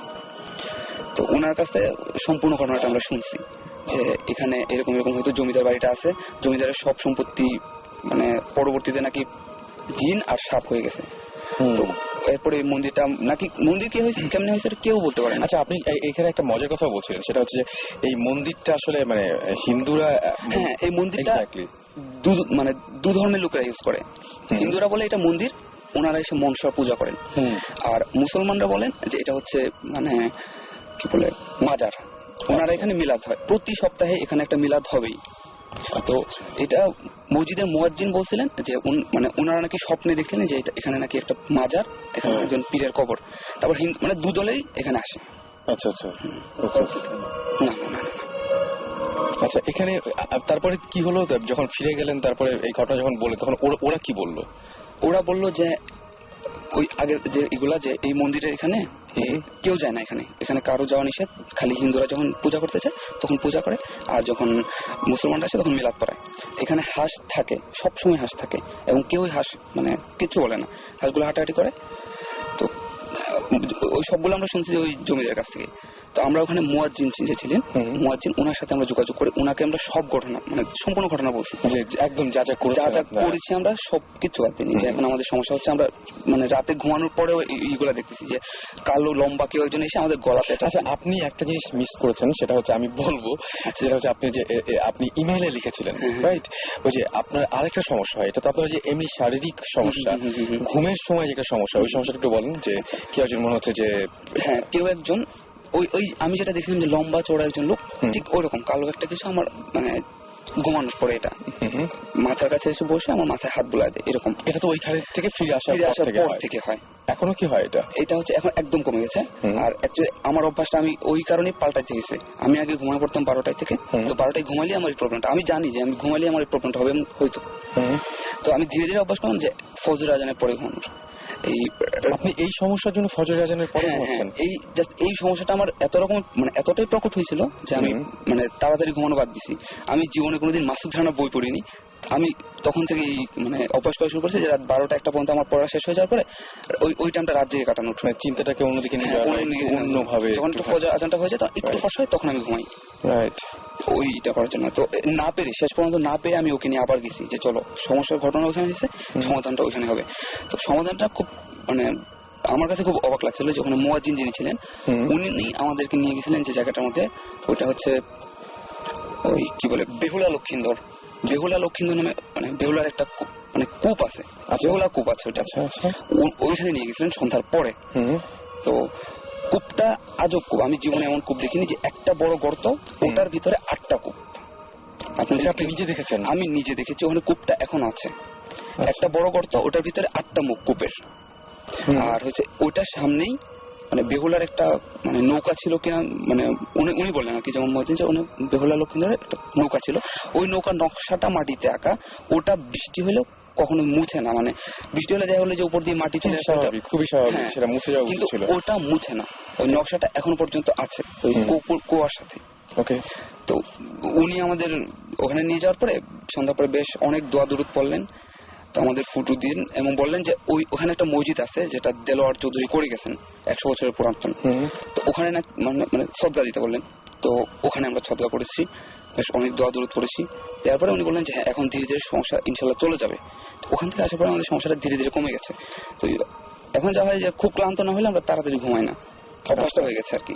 কিন্তু এখন কি কোনোদিন এরকম দেখেছেন মাঝখানে হঠাৎ করে 12টার দিকে ঘুমালে আবার সেই সমস্যাটা হয়? এখন যেটা হয় যে অনেকদিন পরে পরে হয়তো কাউকে দেখি যে মানে হাত বুলাই দিচ্ছে বাট গলা চাপায় ধরতেছে না। আগে যেমন হতো যে ধীরে ধীরে গলা চাপায় ধরে চাপ দিতে। আপনি ওই জিনিসটা মিস করছেন। প্রথমে দেখেন যে মানে মাথায় হাত বুলে দিচ্ছে, তারপরে এক সময় গলাটা পেঁচে ধরে। এবং সবচেয়ে আশ্চর্য জিনিস যে এটা কয়েকদিন হওয়ার পরে আমি নিজে হাত দিয়ে দেখেছি আমার গলায় ব্যথা ছিল।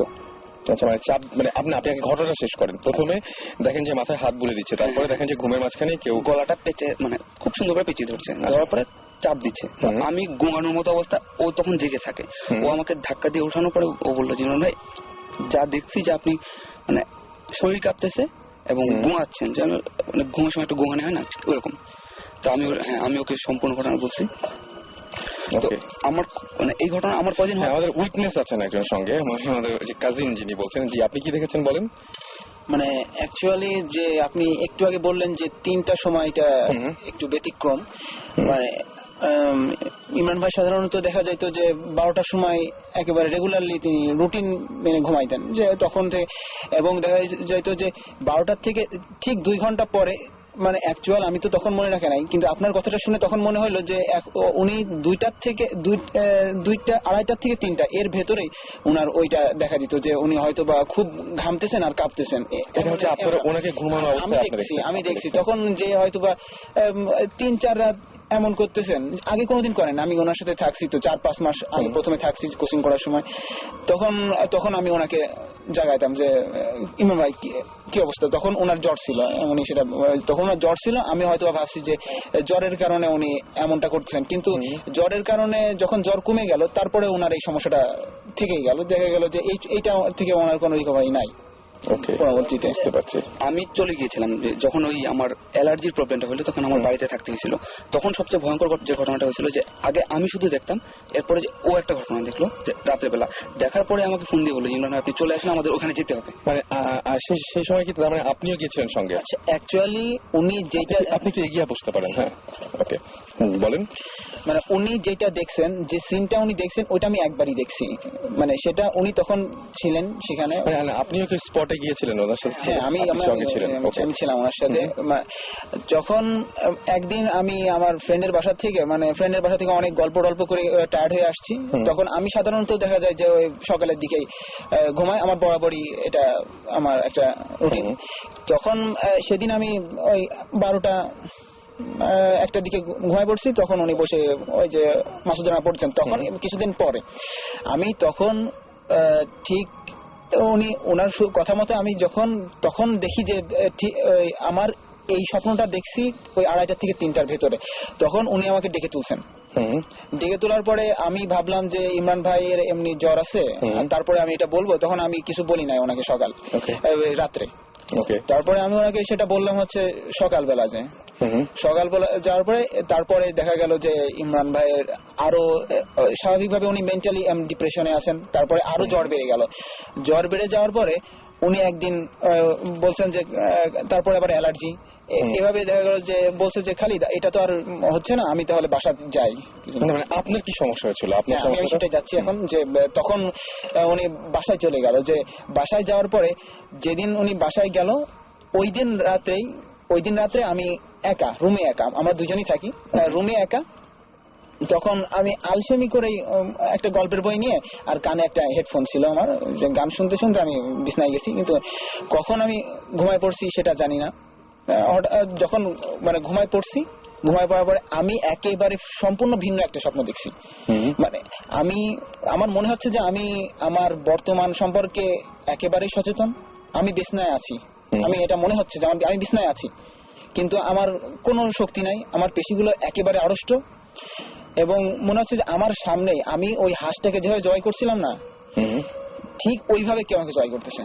এইটা আমার কাছে মানে একটা অ্যামেজিং ব্যাপার লাগছে, যে স্বপ্ন সাধারণত এমন সিকুয়েলি হয়ে যাচ্ছে স্বপ্নটা আমার সামনে, এমন সাধারণত ব্যাপারটা খুবই ভয়ঙ্কর হওয়ার কথা, কারণ আপনি যে জিনিসটা এটা খুবই ভয়ঙ্কর, মানে আপনি চোখের সামনে দেখেন কি। একটা কথা কি, আমি যখন হাঁসটাকে ধরছিলাম তখন দেখা যাচ্ছিল যে একটা মানে হাঁস সাধারণত রাতের বেলা ওই যে কোয়াক কোয়াক করে জোরে ডাকে, এটা সাধারণত ডাকে না। যখন আমি ধরছিলাম তখন ফ্যাস ফ্যাস করে ডাকে, ওই দেখা যায় যে গলা টানে, যেটা বলে ওইরকম একটা শব্দ করছিল। আমি যখন শুইতে যাব, মানে আমি যে হেডফোন নিচ্ছি সেটা বলছি, কিন্তু আমার হেডফোন নেওয়ার কারণ ছিল ওই শব্দটা আমি কানে কাছে পাচ্ছিলাম প্রথমে। আচ্ছা, আপনি ঘুমাতে যাওয়ার সময় ফ্যাস ফ্যাস ওই শব্দটা, তখন আমি ওইটাকে মানে ওই চিন্তাটা যখনই পাইছি তখনই আমার মনের ভেতরে ওইটা চলে আসছে যে হাঁসটা বেশ বড় ছিল, অত বড় একটা হাঁস আমি দিছি একা। তারপরে তখন আমি ওইটা মন থেকে দূর করার জন্য আমি তখন কানে এয়ার প্লাগ দিয়ে ঘুমাইছি। এই ঘটনার পরে আমরা সিদ্ধান্ত নিলাম যে আমাদের ওখানে যাওয়া উচিত। তারপরে আপনারা গিয়ে ওখান থেকে ওই জিনিসগুলো করে আসলেন। মনে হয় সাকিব ভাই কি খুবই ইন্টারেস্টিং লাগছে, এবং ডেফিনেটলি আপনাদের ফোন নাম্বারটা আমরা নিব। আমরা ওখানে যেতে চাই, আমরা গিয়ে হাঁসটা মেরে খেতে চাই। আসলে না, হাঁস মারবো না, খাবো না, আমরা বিরিয়ানি নিয়ে যাবো, হাঁস টাস খাইতে হবে না, আমরা ওখানে গিয়ে এগুলো দেখতে চাই। Very interested. মানে জমিদারের নাতি যে এখন পিতল চৌধুরী, ওনার বাজারে খুব বড় একটা দোকান আছে, উনি গেলে মানে আমিও মানে হেল্প করবেন, সব ধরনের হেল্প করবেন। ওনাদের এই জমিদার বাড়িতে উনি আছেন, আপনার হেল্প পাবেন। পিতাল চৌধুরীর বাবা এবং মা দুজনেই এখনো বেঁচে আছেন, এটা হচ্ছে সব থেকে মানে। তখন আমরা তার কাছে জিজ্ঞেস করছি যে আঙ্কেল এখানে কি জমিদার বাড়ির কি কোনো ব্যাকগ্রাউন্ড খারাপ আছে, কিংবা কেউ পজেসড হয়, এমন কি কিছু আছে? তা উনি শুধু বলেন হ্যাঁ অনেক আছে, কিন্তু কখনো ফ্ল্যাশ করে না যে কি কখনোই।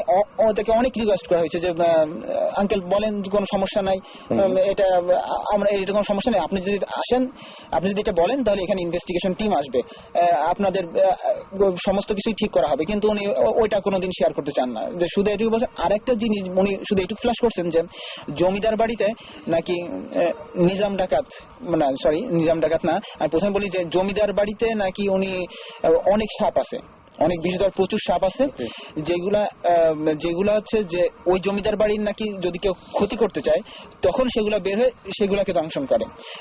এখানে তিনি একটা যে রেফারেন্স দিয়েছেন যে হচ্ছে নিজাম ডাকাতের। আচ্ছা, ওকে ওকে। তাহলে আমরা যেটা করি, আমরা একটা SMS পড়ে ফেলি।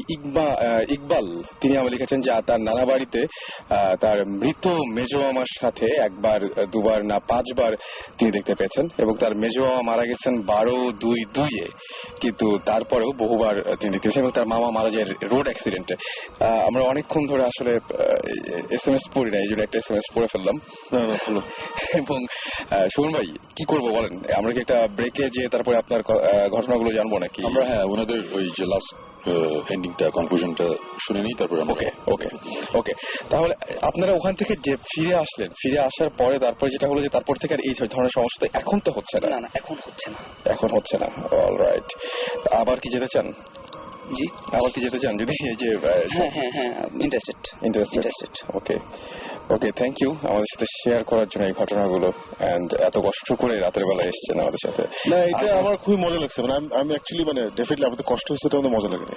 যেটা মানে ঘটনাটা মানে এরকম ঘটনা ইনফ্যাক্ট আমরা ইনভেস্টিগেট করতে চাই।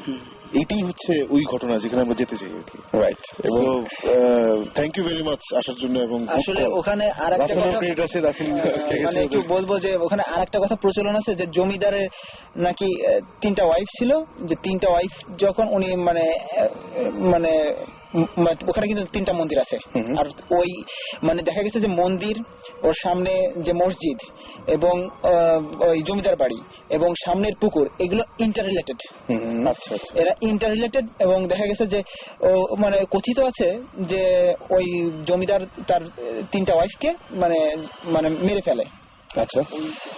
এবং ওইখানটাই কবর দেওয়া হয়, কিন্তু যখন জমিদার নিজে মারা যায়, উনি মারা যায় শেষ রাত্রের দিকে, আচ্ছা, তখন ওই যে মন্দির 3টা উঠা শুরু করে, মানে অন বাই অন, প্রথমে এইটা, তারপর এইটা, তারপর এইটা। একা একা হয়েছে, কেউ তৈরি করেনি? না, এখানে বট গাছটা কিন্তু আগে ছিল। অনেকে ভাবতে পারে যে বট গাছটা ওর উপরে জন্মাইছে, অনেক পুরানো, 100 বছরের পুরানো, ওটা জন্মাতে পারে, কিন্তু আসলে না। কিন্তু ওটা দেখলে চমকায় যাওয়ার মতো যে ওই বট গাছটার উপরে, মানে মন্দিরটার উপরে মানে বট গাছ ছিল, তার নিচে থেকে মন্দির উঠছে। আচ্ছা। তখন মানে আছে যে তখন ওই যখন রাত, যখন শেষ মন্দিরটা যখন উঠবে, তখন দেখা যায় যে ওই সকাল হয়ে যায়, তখন আর সেই মন্দিরটা ওঠা হয় না, ওটা ভেঙে যায়। আচ্ছা। ওটা একেবারে শেষ মন্দির। যে দেখলে দেখা যাবে যে প্রথম মন্দিরটা ঠিক দাঁড়িয়ে আছে, তারপরের মন্দিরটা একটু বাঁকা, আর তারপরের মন্দিরটা একেবারে গোড়ানো। ওকে, ভেরি ইন্টারেস্টিং, খুব ইন্টারেস্টিং এরকম। ওকে, তাহলে আমরা আরেকটা জিনিস বলবো, ওই মানে আমরা যে মুয়াজ্জিনের কাছে গেছিলাম, তিনি মানে এটা 2টা রেফারেন্স আছে, যে মুয়াজ্জিন সাহেব বলছেন যে মসজিদটা ওটা 100 বছরের পুরানো। তিনি ওখানে দেখছেন, ও সকালবেলা যখন মসজিদে ওই ফজরের নামাজের জন্য যখন তিনি মানে দরজা খুলতে যান, আজান দিবেন সাধারণত 4টা 4:30 দিকে, তখন তিনি দেখছেন যে বড় বড় দাড়িওয়ালা, মানে অনেক বড় বড় দাড়িওয়ালা লোক, সাদা কাপড় পরা, তারা সবাই নামাজ পড়তেছে। ওকে। আর এর পেছনে আরেকটা রেফারেন্স আছে যে ওই চলন বিলের একজন জেলে, সে বলছে যে সে যখন রাত্রেবেলা মানে মাছ ধরতে যায়, তখন দেখা যায় আকাশ থেকে মানে অনেক আগুনের গোলা ওই গাছের উপরে পড়ে, আর নিচ থেকে সেগুলা ঠিক অমন বড় বড় দাড়িওয়ালা লোক হয়ে সে মসজিদের দিকে যায়। আচ্ছা, মানে সেগুলো দেখা যায়। তাহলে দেখা যায় আমাদের মানে কথাবার্তার সাথে ওদের এই 2টা কথার যে মিলটা হলো যে তারা মধ্যরাতে আসে আর ওখানে সকালবেলা নামাজ পড়ে। মানে একজন দেখছে যে বিলের ওখান থেকে মসজিদে আছে, এবং মুয়াজ্জিন সাহেব দেখছেন যে তারা নামাজ পড়তেছে। আমরা পরবর্তীতে আমরা কিন্তু 2টা কথা আলাদা আলাদা ভাবে মানে শুনছি, মিলাই দেখলাম যে একই রকম। আমি একটু ইন্টারেক্ট করি, এই যে চলন বিলে এই যে আগুনের মতন গোলা যে পড়ে, খুব ইন্টারেস্টিং ব্যাপার হচ্ছে যে আমরা এই ভৌতিকটা একটা সময় ইনভেস্টিগেশনের সময় একবার গুগল করেছিলাম অনলাইনে যে বাংলাদেশে কিছু আসে নাকি। সেখানে এই ঘটনাটা মানে ঘটনাটা জাস্ট বলেছে যে মাঝিরা নাকি, জেলারা নাকি মাঝে মধ্যে রাতের বেলা দেখে ওই জায়গায় যে আকাশ থেকে আগুনের গোলার মতন কিছু একটা পড়ছে। তো এটা আজকে আবার এখান থেকে শুনলাম, খুব ইন্টারেস্টিং। সো সাকিব জিবরান, আমার তো মনে হয় যে আমরা নতুন একটা কেস জায়গা পেয়ে গেছেন। একদম। এবং আমার কাছে একটা জিনিস মনে হচ্ছে, বারবার করে ওদেরকে মানে আমরা মনে করছি শেষ হয়ে গেছে, কিন্তু ব্যাপারে এত বেশি গল্প আছে ওই জায়গার, এত বেশি ঘটনা আছে, আমার মনে হচ্ছে যে মানে আরো কিছু মনে হয় জানা আছে, জানা যাবে, মানে তাই না? বড়- মানে বাইরে সেটাই, বলছিলাম যে শেষ করা যাবে না, আপনি সেটাই বলবেন, কিন্তু উনি জায়গায় আমার মনে হয় যে অনেক- একটা কাজ কি করতে পারেন আপনারা, মনে করেন যে আবার নেক্সট একটা এপিসোডে আপনারা যদি আসেন, তাই না? কেমন হয়? তাই না? নেক্সট একটা এপিসোডে যদি আবার আসেন তাহলে আবারও কথা বলা যাবে, তাই না? সুতরাং আমার মনে হয় যে কারণ শেষ করা যাবে না, এত এত বেশি ঘটনা আছে আমার যেটা মনে আমাদেরটা হচ্ছে। হয়েছে মানে যে আমরা পরবর্তীতে আগ্রহী হয়ে এখানে ইনভেস্টিগেশনে গেছি, 3বার যা হয়েছে ওখানে, প্রথমে একবার, তারপরে তিনবার নিশ্চয়ই আপনারা অনেক অনেক ঘটনা নিয়ে ফিরে এসেছেন ঢাকায়। জমিদারের যে নাতি বিতাল চৌধুরী, উনি খুব ভালো একটা লোক, তাকে বলতে হয়, প্রচন্ড মানে অনেক ভালো। ওনার দোকানে আমার মনে আছে যে আমরা প্রচুর মানে চা খাইছি, সকালবেলা গেছি, উনি খুব মানে উনি কাহিনী মানে ওনাদের এই যে বাড়ির ঘটনা, আমরা ওনাকেও চেষ্টা করবো আপনাদের মাধ্যমে যদি এখানে নিয়ে আসা যায়, তাহলে ওনার কাছ থেকে অনেক ঘটনা জানা যাবে। ওকে, থ্যাংক ইউ। আমরা একটা ব্রেক নেই না? ফায়ার স্টোরিটা আমি পরে একবার বলবো, ইয়েতে একটা ফ্যামিলি স্টোরি আছে। এই দারুণ তথ্যটা শেয়ার করার জন্য জীবাকে ধন্যবাদ। পরে একটা স্টোরি থ্যাংক ইউ। আমরা ব্রেকে যাই, আর এই মুহূর্তে যে গানটা আমাদের সাথে রয়েছে সেটা হচ্ছে ব্ল্যাক সাব্বাতের গান, ব্ল্যাক সাব্বাত। এই গানটা শুনবো। ইন দ্য মিন টাইম আমরা SMS করুন। SMS করতে গেলে যেটা করতে হবে, শাউট লিখে স্পেস দিয়ে আপনার নাম লিখে স্পেস দিয়ে আপনার মেসেজ লিখে পাঠিয়ে দিতে হবে 9840 নাম্বারে। চলুন শুনে আসি গানটি। Radio 48.0 FM.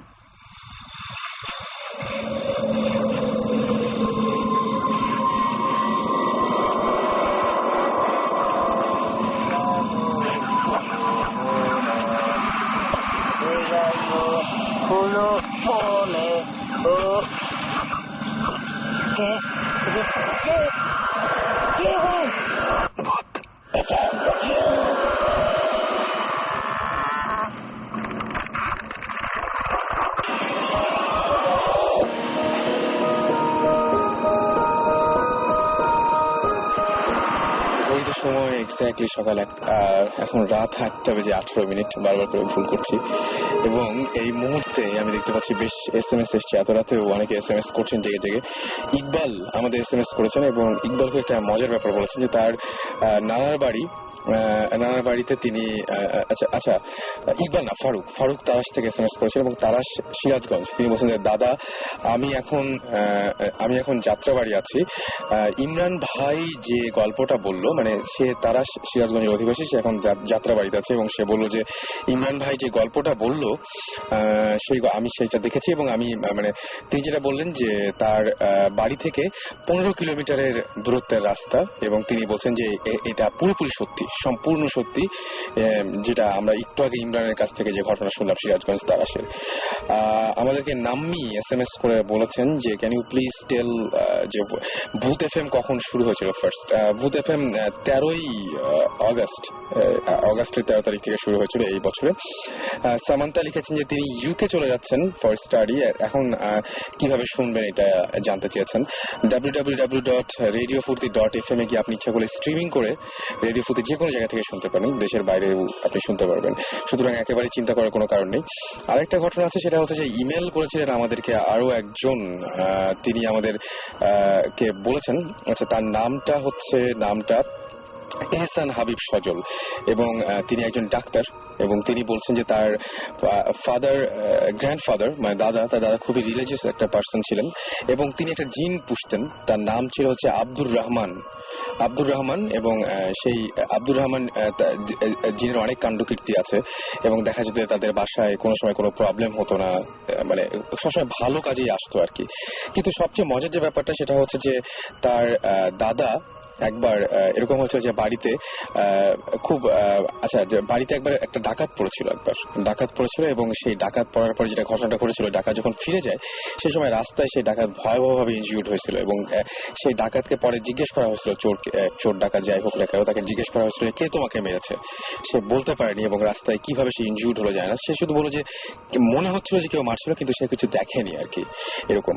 এবং তারপরে আরেকটা ঘটনা তিনি শেয়ার করেছেন একইভাবে ইমেইলে, সেটা হচ্ছে যে তিনি বলছেন যে তার দাদা মারা যাওয়ার পরে যখন যে 40 যে সবাইকে ডাকা হয় এবং খাওয়া দাওয়ার আয়োজন করা হয়, সেখানে তারা এস্টিমেট করেছিল 400 লোকের, এবং সেখানে 400 লোকের পরিবর্তে 4000 লোকের তারা আয়োজন করেছিল, এবং কিভাবে সেখানে 9000 লোক এসে উপস্থিত হয়, এবং 4000 লোকের সেই খাবার 9000 লোক মিলে মাত্র অর্ধেকটা শেষ করতে পেরেছিল। এবং খুব অদ্ভুত একটা ব্যাপার, এই দুটো ঘটনা সে শেয়ার করেছে। সুতরাং আপনি যদি ইচ্ছা করে শেয়ার করতে পারেন আপনার এরকম ঘটনাগুলো, সেজন্য আপনি যেটা করতে হবে, শাউট লিখে স্পেস দিয়ে আপনার নাম লিখে স্পেস দিয়ে আপনার মেসেজ লিখে পাঠিয়ে হবে 9840 নম্বরে, অথবা bhutfm.radio@radiofurti.fm এ আপনি ইচ্ছা করলে ইমেল করতে পারেন। যাই হোক, আমরা অনেকক্ষণ ধরে ওয়েট করছিলাম, ইনফ্যাক্ট আমিও ওয়েট করছিলাম। সুমন ভাই এবং সাকিব ভাই আর জিবরান ভাই একটা গল্প বলেছেন আজকে তাদের কাছ থেকে কিছু শোনার জন্য। আমাকে জিবরান ভাই তো এখনো পর্যন্ত আমাদের মাঝে নেই, সুতরাং আচ্ছা উনি কোনায় বসে আছে, আমি দেখি কোথায় গেল হঠাৎ করে। সে আছে পাতায় পাতায়। তো জিবরান ভাই, আমরা কি ঘটনা এখন জানবো? বেসিক্যালি কিছু না, রিএফার্মিং স্টোরি যে আমি জিনিস যেটা দেখছিলাম যে মানুষ কিভাবে ডিসক্রাইব করে তাদের এক্সপিরিয়েন্স জিনিসপত্র, যেমন আগুন একটা, কেউ দেখেছে একটা স্কোয়ার বক্স যেটা ঘুরে বেড়াচ্ছে চারদিকে। আমাদের in fact we had experience of catching one of this things on our camera. তারপর ফায়ার টাইম বলছিলাম যে হঠাৎ ট্রিগার করলো যে এই জিনিসটা আমার নানা বাড়িতে, জমিদার বাড়ি তো, সো ওখানে একটা জেনারেশন ধরে কাজের লোক থাকে তো, কেয়ারটেকার এরা। সো বারবার আমি জিজ্ঞেস করতাম যে আমি নিজে অনেক দেখেছি, উনি দেখেছি, অবভিয়াসলি সে একটা কিছু দেখেছে, ওদের আমি জীবনে কিছু দেখিনি। বলতে আমি ফোর্স করতে একদিন, ইনফ্যাক্ট সাকিব ছিল একদিন, ফার্স্ট টাইম গিয়েছিলাম, ওখানে বসে আমি জিজ্ঞেস করলাম যে কিছু তো একটা দেখেছেন এক সময়। বলে হ্যাঁ একটা জিনিস দেখছিলাম। বলে কি? মানে আমি বসে আছি মানে বাইরে রাত্রেবেলা, তখন আমি দেখি যে হঠাৎ করে বলছিলাম আলো কোত্থেকে আসছে। আচ্ছা, আলো আসছে কোত্থেকে, দেখতে দেখতে একটু নোটিস করলাম যে সামনে ছিল একটা বিরাট গাছ, তখন গাছ থেকে একটা টুকরা আগুন পড়ে গেল মাটিতে। আচ্ছা, পড়ে এটা কিছুক্ষণ ঘোরাঘুরি করলো মাটির মধ্যে, আগুন তো নড়তে পারে না, এটা ঘোরাঘুরি করছে, ঘুরে এটা দুই টুকরা হয়ে গেল, দুটো আগুন হয়ে গেল। আচ্ছা, তো দুটো আগুন এর মধ্যে মানে বাতাসে উড়ে একটা সাথে একটা খেলছে কিছুক্ষণ ধরে, খেলে ঠেলে আস্তে আস্তে আবার একসাথে হয়ে হঠাৎ তার মনে হলো যে এটা তাকে দেখে ফেললো। দেখে ফেলে তারপর সে কিছুক্ষণ আরেকটু এসে একটু উঠেছে, গাছ উঠে vanish. So this is the only thing he could say that he's seen in his entire life, and সে আছে ওখানে 60-65 বছরের উপর, অনেকদিন ধরে আছেন।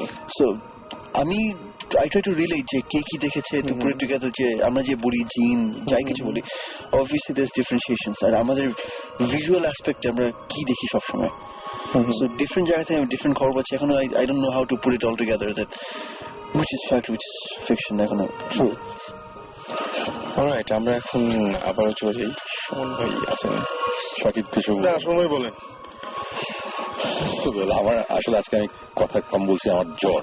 হ্যাঁ, এই জ্বর নিয়ে এসেছি। ওই আসল জ্বরটা বোধহয় শুনবে আপনার কাছ থেকে আমাদের কাছে এসেছে, হতে পারে। এসি বন্ধ করে বসে আছি। এনিওয়েজ, আজকে এই হঠাৎ করে পুকুরের কথা যখন হচ্ছিল, তখন আমাদের ভূত স্টাইট ইনভেস্টিগেশনের কথা মনে পড়লো, যেটা আমরা খুব শীঘ্রই টিভিতে দেখাবো না, এটা হয়তো আমরা সেকেন্ড সিজনে দেখাতে পারি, রাইট? হ্যাঁ, সো এবং সাকিবের কথা অনুযায়ী যে সেকেন্ড সিজনে যে জিনিস দেখাবো, আজকে যারা এটা শুনবে তারা হয়তো ভুলে যাবে, এখন বললে অসুবিধা নাই। মানে আমরা জাস্ট যে জিনিসটা মানে আমাদের ইনভেস্টিগেশনের পার্টটা বলছি না, আমরা বলছি যে অ্যাকচুয়ালি যে ঘটনাটা আমরা শুনেছিলাম আর কি, একটা এটা টাঙ্গাইলের দিকে যেতে গেলে একটা বাসা আছে, বিশাল বড় একটা বাসা। সো ওই বাসার ভিতরে একটা বিশাল পুকুরও আছে, মানে বিশাল একটা প্রেমিস আর কি। আচ্ছা, সো ওইখানকার গল্পটা হচ্ছে এরকম অনেকটা, যে অনেক বছর আগে 3টে ফ্রেন্ড, বাচ্চা ছেলে, মানে বয়স টিনেজার বা এরকম একটা কিছু, এরা গোসল করতে নিয়ে আসছিল এখানে। তা নামার পর 3 জনের মধ্যে ওরা তো বাচ্চা এবং ভালো যে সাঁতার জানে ওরকমও না, মানে কোনো একজন সাঁতার মানে খুব কম, মানে অতটা ভালো জানে না, সে পুকুরের পাড়ের দিকে ছিল, আর 2 জন খুব ভালো সাঁতার, তারা আবার ভিতরের দিকে চলে গেছে। সবাই খেলছে, গোসল করছে, মজা করছে। এরকম একটা সময় হঠাৎ করে একটা ফ্রেন্ড যে মাঝখানে ছিল, ও হঠাৎ করে চিৎকার করা শুরু করে, মানে যে ও ডুবে যাচ্ছে, মানে অথচ ও সাঁতার খুব ভালোই জানে, ও ডুবে যাচ্ছে। দেখা গেল যে পুকুরের নিচে চলে গেল, আবার উঠলো, আবার চিৎকার, এই টাইপের অবস্থা। তো অনেক সময় যেটা হয় যে পুকুরে যে ক্র্যাম্প হয় গোসল করার সময়, বা নদীতে বা পুকুরে, সো ভালো ওরকম একটা কিছু। সো ওরা আবার সাঁতরে ধরার চেষ্টা করলো, বাট চেষ্টা করে আলটিমেটলি ওখানে গিয়ে ওকে ধরে রাখতে পারে নাই, ও করে পাড়ির নিচে চলে যায়, এবং অ্যাকচুয়ালি ছেলেটা ডুবে ওখানে মারা যায়। এবং মারা যাওয়ার পরে তো খুব অনেক কাহিনী, মানে ফ্রেন্ড দুটো ডিপ্রেস, মানে ফ্রেন্ড মারা গেছে, লোকজন হয়েছে, অনেক ব্যাপার স্যাপার হয়েছে। তো যাই হোক, ছেলের ডেড বডি পরে উঠানো হয়, ওকে কবর দেওয়া হয়। সো ব্যাপারটা হচ্ছে যে আমরা পরে যে গল্পটা শুনেছি সেটা হচ্ছে যে এরও অনেক বছর পরে কোনো কারণে ওই তাদের এই যে দুটো ফ্রেন্ড ছিল বেঁচে ছিল, দুটো ফ্রেন্ডের মধ্যে একটা ফ্রেন্ড ওই পুকুরেই গোসল করতে গিয়ে আবার মারা যায়। আচ্ছা, হ্যাঁ, তো তখন ব্যাপারটা ইন্টারেস্টিং দাঁড়ায় যে মারা যায় আবার ওই সেম পুকুরেই। এবং তাদের যে ফ্রেন্ডটা বেঁচে আছে আর কি, তো অ্যাকর্ডিং টু হিম, মানে আমরা গল্পটা অ্যাকচুয়ালি শুনেছি ওই ভদ্রলোকের কাছে, মানে অ্যাকচুয়ালি এটা অনেক আগের কথা, এখন ওরা মানে যে বেঁচে আছে তার কথা হচ্ছে যে ওই পুকুরে রাতে নাকি মাঝে মধ্যে দেখা যায় যে তার যেই ফ্রেন্ডটা প্রথমবার যে মারা গিয়েছিল ওকে নাকি দেখা যায় পুকুরটার মাঝখানে, মাঝে মধ্যে নাকি দেখে যে দাপা দাপির আওয়াজ হয় এই টাইপের। এবং তারপরে আমরা যখন অনেক সময় অনেকের সাথে কথা বলেছি এবং সবাই ওই পুকুরটাতে এখন কেউ নামে না, মানে ভয় পায় আর কি। খুব বেশি হলে হয়তো বা পারে বাসন গোসন ধোয়ার জন্য বা এই কারণে ইউজ করা হয়, কিন্তু কেউ আর গোসল করতে ওই পুকুরটাতে নামে না। এবং সবাই বলে যে রাতে নাকি একটা আওয়াজ পাওয়া যায় অ্যাজ ইফ পুকুরে কেউ গোসল করছে, অনেক দাপা দাপির আওয়াজ হয়।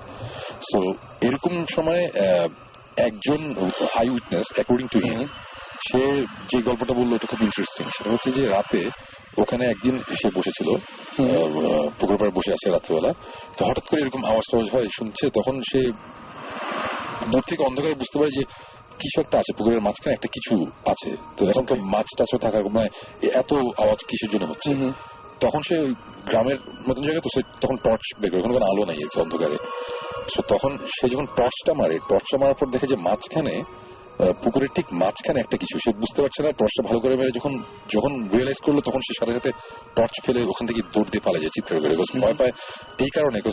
অ্যাকর্ডিং টু হিম, সে যে জিনিসটা দেখেছে সেটা হচ্ছে যে পুকুরের ঠিক মাঝখান থেকে একটা জিনিস উপরে উঠে আছে, এবং এটা কোনো মানুষ না, এটা একটা মানুষের পা উল্টো, মানে বডিটা একদম নিচের দিকে একটা পা উপরে উঠে আছে, এবং ভয়াবহ লাগার কথা।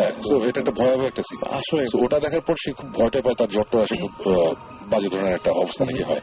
এরপরে আমরা ওখানে গিয়ে যখন কথা বলতে বলেছি, অনেকেই বলেছে যে এই জিনিসটা নাকি রাতে কোনো দিন নাকি রাতে এরকম অনেকেই দেখে যে আওয়াজ হয় এবং টর্চ মারলে বা কিছু একটা নাকি পা দেখা যায়।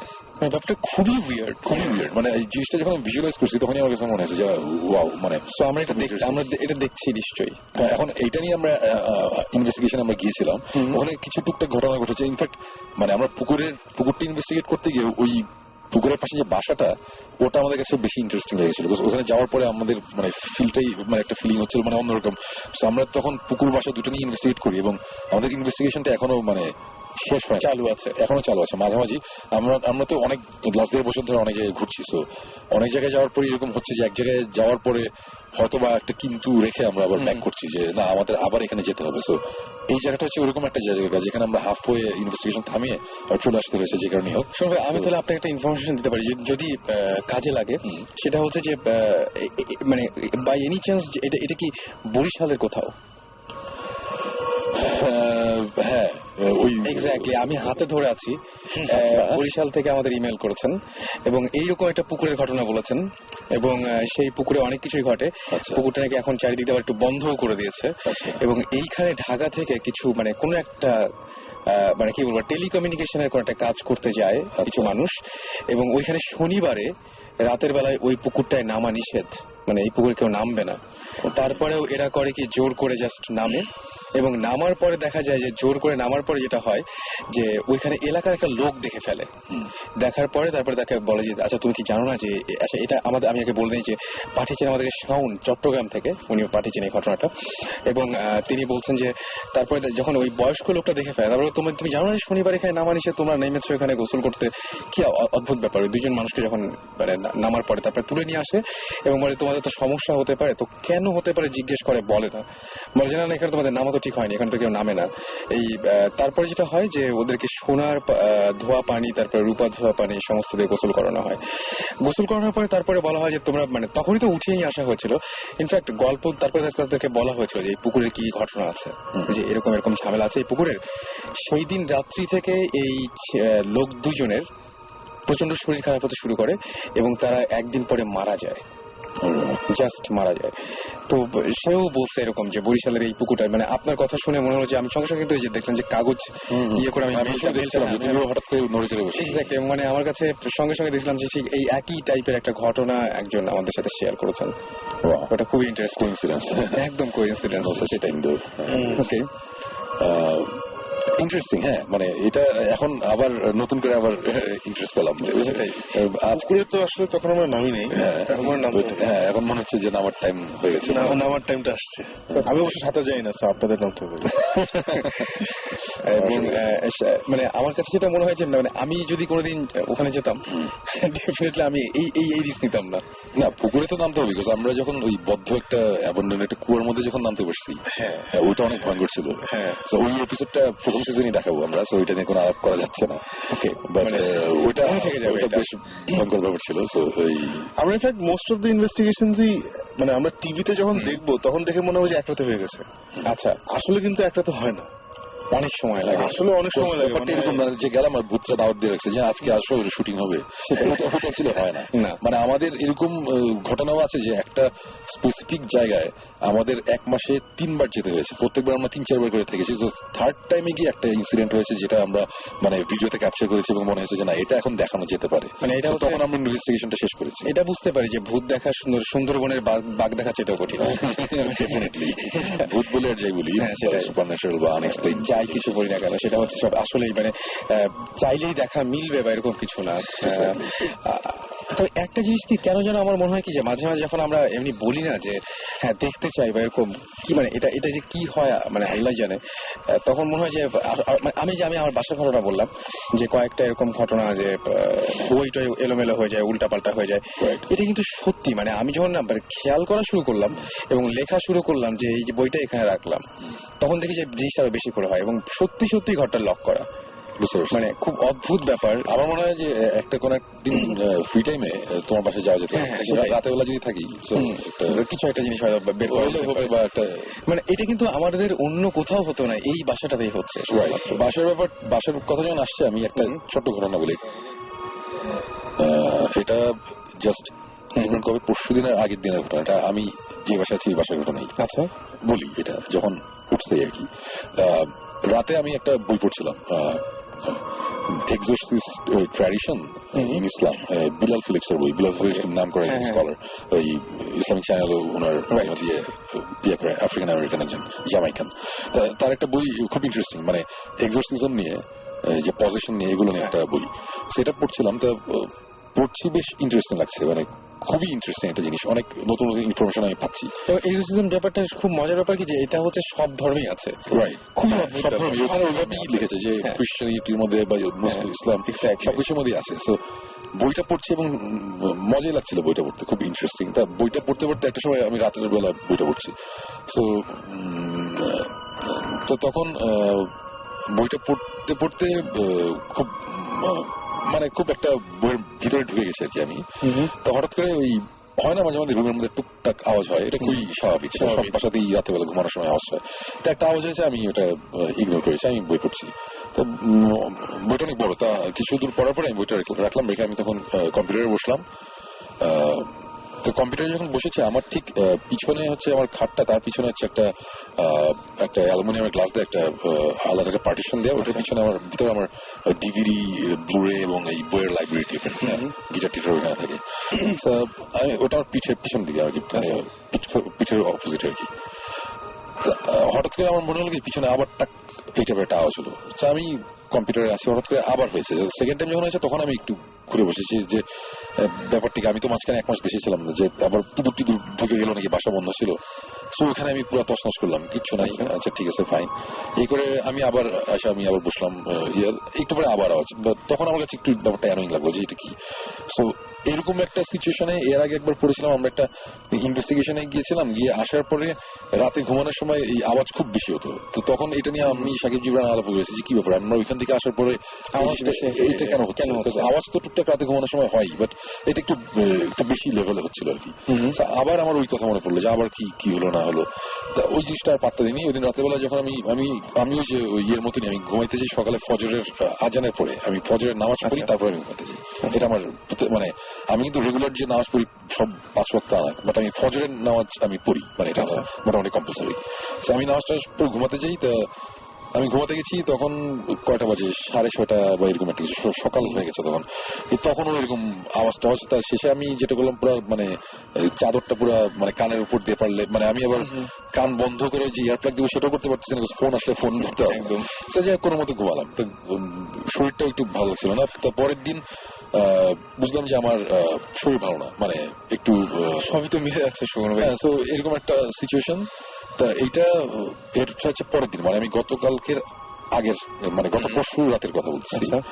তা তখন রাত না, তখন হচ্ছে সন্ধ্যার দিকে 6:15, মানে এটা মাগরিবের আজানের পরের কথা আর কি। তো ওরকম সময় আমি বসে ওই বইটি এবার পড়তে পড়তে একটা সময় বুঝলাম যে আমার শরীর অ্যাকচুয়ালি খুব খারাপ লাগছে। তা আমি বললাম যে কি ব্যাপার, এরকম লাগছে কেন, মানে গা গরম লাগছে, মানে জ্বর আসছে, মনে হচ্ছে যে প্রেশার বেশি, ঘাড়ে একটা প্রেশার, মানে আমি এই সিমটম গুলোর সাথে পরিচিত। আমরা অনেক জায়গায় গিয়েছি এবং এই সিমটম গুলো আমার জীবনে অনেক হয়েছে, মানে ইনক্লুডিং মাই হোম। হ্যাঁ, মানে ইনফ্যাক্ট জীবনে বাসাতে একটা ইনসিডেন্ট হয়েছে, তখন ওই আমি একটা খুব পরিচিত। তখন আমি একটু অ্যালার্ট হয়ে গেছি যে আমার এরকম হচ্ছে কেন। এবং তখন আমি বইয়ের খুব একটা ইন্টারেস্টিং জায়গায় এই করতে করতে একটা সময় আমি বুঝলাম যে আমার ভয় লাগছে। আমি ওপেনলি বলতেছি যে আমি বুঝতেছি আমার ভয় লাগতেছে আমার বেডরুমে, আমার বাসায়। এবং যারা জানে না তাদের বলে, আমার বাসায় আমি একা থাকি, আর কেউ থাকে না, একটা কাজের ছেলে থাকে আর আমি থাকি। আমার বাসা বেশ বড়, সো আমি এই বাসায় থেকে অভ্যস্ত, আমার কখনো এইসব ভয়টা লাগে না। বাট ওই মুহূর্তে আমার তখন সন্ধ্যা, এবং ওই সময় আমার হঠাৎ করে মানে ভয়টা, আর ভয়ের ব্যাপারটা তো একটু কেমন জানি মানে বাড়তে থাকে, একদম। একটা সময় আমার কেমন ইয়ে লাগছে, তখন আমি করলাম কি, আমি রুম থেকে বেল টিপলাম যে আমার কাজ ছেলেটা আসবে সার্ভেন্ট কোয়ার্টার থেকে। তো আসার পর বললাম যে আমাকে চা দাও। তো সে চা আনতে চলে গেল। মানে আমি তখন ভয়টা ছুটানোর চেষ্টা করছি যে রুমে আরেকটা লোক আসলো, এরকম একটা ব্যাপার আর কি। সো সে চা আনতে গেল, আমি চা নিয়ে আসলো, আসার পর আমি চা খাচ্ছি। কিন্তু আমি এখন যে কথাগুলো বলছি এটা অ্যাকচুয়ালি ঠিক মানে বলে বোঝানো যাবে না। আমি ফিল করছি যে সামথিং ইজ রং, মানে সামথিং ইজ রং, মানে এরকম লাগছে। আমি তখন একটা সময় আমি বুঝলাম যে আমি আর বইটা কন্টিনিউ করতে পারবো না, আমি তখন বইটা বন্ধ করলাম। বন্ধ করে আমি বিছানায় রাখলাম, আমি হচ্ছে চা খাচ্ছি, বন্ধ করে বসে আছি। বসে থাকতে থাকতে হঠাৎ করে আমার মধ্যে একটা রিয়েলাইজেশন আসলো যে আমি এখন যে বইটা পড়ছি, এই বইটা খুব ভালো একটা বই, মানে খুব ইনফরমেটিভ। আমি এখানে বেশ কিছু ইনফরমেশন পাচ্ছি এই মুহূর্তে, যেগুলো আমার জন্য খুব দরকার। আমরা এইগুলা ইনভেস্টিগেশনে যাই বা যতটুকুই বুঝি না বুঝি, বাট এই বইটা আমাকে হেল্প করছে অ্যাকচুয়ালি। সো এই বইটা যে আমি পড়ছি আমার ভালোর জন্য, এটা আমার জানা দরকার। এবং এখন কিন্তু আমি বইটা বন্ধ করে আমি বসে আছি। সো তখনই আমার মনে হলো যে এখানে যদি একটা সুপার ন্যাচারাল প্যারানর্মাল কোন একটা ঘটনা যদি ঘটে থাকে, এই মুহূর্তে যদি ঘটতে থাকে, আমি এটার এক্সপ্লেনেশন দিলাম যে এখন যেই কারণেই হোক আমি কিন্তু বইটা বন্ধ করে দিই, আমি বইটা পড়ছি না, হুইচ ইজ নট রাইট। এটা ঠিক না। আমার যেই ইনফরমেশনটা আমরা পাচ্ছি হয়তো এটা অনেক ইম্পর্টেন্ট, রাইট? আমি তখন সাথে সাথে আবার চিন্তা করলাম যে বইটা খুলি। আচ্ছা, এবং আমি বইটা খুলে আমি বইটা পড়লাম, এবং বইটা যখন পড়ছিলাম আমি ফিল করতে পারছিলাম যে আমার শরীর বেশ খারাপের দিকে। আমি ওই চ্যাপ্টারটা শেষ করলাম এবং আসলে বেশ ইন্টারেস্টিং কিছু ইনফরমেশন পেলাম আর কি। তো আমি বইটা রেখে দিলাম এবং আমি বুঝলাম যে আমার শরীর খারাপ, এবং আনফর্চুনেটলি আমার সাথে থার্মোমিটার নাই, বাট আমি বুঝতে পারছিলাম যে আমার জ্বর আসছে। প্যারাসিটামল খেলাম, জ্বর একটু কমলো। রাতে ঘুমাতে গেলাম, রাতে মানে কি যে সকালের দিকে। তো এরকম একটা সিচুয়েশন যে তখন বাজে হচ্ছে কয়টা, 3:30 বা এরকম। আমি খুব টায়ার্ড, মানে খুব খারাপ লাগতেছে, আমি শুয়ে পড়ছি। তো শুয়ে পড়ার সাথে সাথে মানে ঘুমাবো না, আমি জানি যে আর 1.5-2 ঘন্টা আবার উঠতে হবে, আবার নাস্তা করে ঘুমাবো। সো আমি শুয়ে আছি, বাট আমার খুব খারাপ লাগছে, মানে শেষে জ্বর, আমি মোটামুটি ফ্ল্যাট। তো ওরকম একটা অবস্থা। তো ওরকম একটা অবস্থায় যখন ফজরের টাইম হলো, তখন আমি উঠলাম, উঠে আমি ফজর নামাজ পড়লাম, পড়ে আমি আবার ঘুমাতে গেলাম। তারপরে যখন আমি শুতে গেলাম, এবং তখন কিন্তু সকাল হয়ে যাচ্ছে, বাট তখন শোয়ার পর মানে বিলিভ মি, মানে আওয়াজের একটা লিমিট থাকে, বেশ বেশ মানে টাক টুক ঠাস, মানে আওয়াজগুলো কিরকম বলতে পারবো না। মানে এটা হচ্ছে কি, মানে অনেক সময় রাতে ঘুমাতে গেলে, আমাদের সবার ক্ষেত্রে এটা হয়, রাতে যখন আমরা ঘুমাই তখন শোয়ার সময় দেখা যায় রুমে একটা টুক করে একটা আওয়াজ। এই আওয়াজগুলো কিন্তু মাল্টিপ্লাই করছে, মানে অনেক বেশি হচ্ছে, একটু বেশি হচ্ছে আর কি। এরকম একটা অবস্থাতে হঠাৎ করে একটা সময় ধাপ করে একটা খুব জোরে আওয়াজ হয়েছে। তখন আমি মানে চমকে আমি উঠে পড়ি, আমি বসে পড়ছি। বসে আমার পাশেই সাইড টেবিল, ওখানে টেবিল ল্যাম্প আছে একটা, ওটা আমি অন করলাম যে কিছু একটা জোরে একটা আওয়াজ এসে, এটা হচ্ছে আমার ওই যে পার্টিশনটার ভিতরে যেখানে আমার বই টইগুলো থাকে, আমি সাথে সাথে লাইটটা জ্বালিয়ে আমি ওখানে গেলাম, গিয়ে দেখলাম যে আমার এখন উপরের তাকে আমার কয়েকটা বই আছে ওখানে। আমি আবার স্টিফেন কিং এর খুব ফ্যান, আমি স্টিফেন কিং এর বই পড়ি। আন্ডার দ্য ডোম একটা বই, নতুন, খুব ইন্টারেস্টিং বই ছিল। দেখলাম যে ওই বইটা মাটিতে পড়া আর কি, বইটা কোনোভাবে উপরের তাক থেকে মাটিতে পড়ে গেছে। সো এইটা পড়তেই পারে অনেক সময়, আমি ওখানে রাতেবেলা একটু পরপরই যাই, গিয়ে ডিভিডি বাই করি, বই বাই করি, সো অথবা নড়ে চড়ে গিয়েছিল হয়তো বইটা ওই কারণে পড়েছে। বাট ওইটা হওয়ার পরে আমি ওর বইটা উপরে রেখে ঠিক আছে, তারপরে আমি আবার শুলাম, আবার তারপর আমি ঘুমিয়ে যাই। তো এরপরে আমার এই যে জ্বর আজকে এখনো আছে, বাট এখন অনেক কম, আমি এখন অনেক বেটার, নাহলে আমি আজকে আসতে পারতাম না। আমি আমরা গতকালকে রাতে তেমন কিছু হয়নি, রাতে ইনফ্যাক্ট আমরা ওই সাকিব আমি জীবন বসে আমরা ভূতের কাজ করেছি অনেকক্ষণ। সারা রাত আমরা জায়গায় ছিলাম, আমরা ঘুমাতে গেছি সকাল 8টার দিকে, রাইট জীবন আজকে সকাল 8টায় ঘুমাতে গেছি। তখন আমি মনে করছিলাম কি যে আজকে বলে আমি ভূতের ফেমে আসতে পারবো না, জ্বর। ফর্চুনেটলি আমার জ্বর এখন কমেছে, এখন ভালো এবং চলে আসছে আর কি। সো এটা আমি বলবো না যে এটা একটা কোনো ভৌতিক কোনো ব্যাপার, বাট মানে ইন্টারেস্টিং, আমার কাছে খুব ইন্টারেস্টিং লেগেছে। এবং আমি কথাগুলো বললাম এই কারণেই যে এই যে ফিলিংটা, এটা তো অ্যাকচুয়ালি কখনই মানুষদের বোঝানো যায় না যে কি ফিল করছি, বাট ফিলিংটা খুব অদ্ভুত ধরনের একটা হয়। এবং এই সিমিলার ফিলিং আমাদের এর আগে হয়েছে অনেক জায়গায়, যে কারণে আমি এই ঘটনাটা শেয়ার করলাম।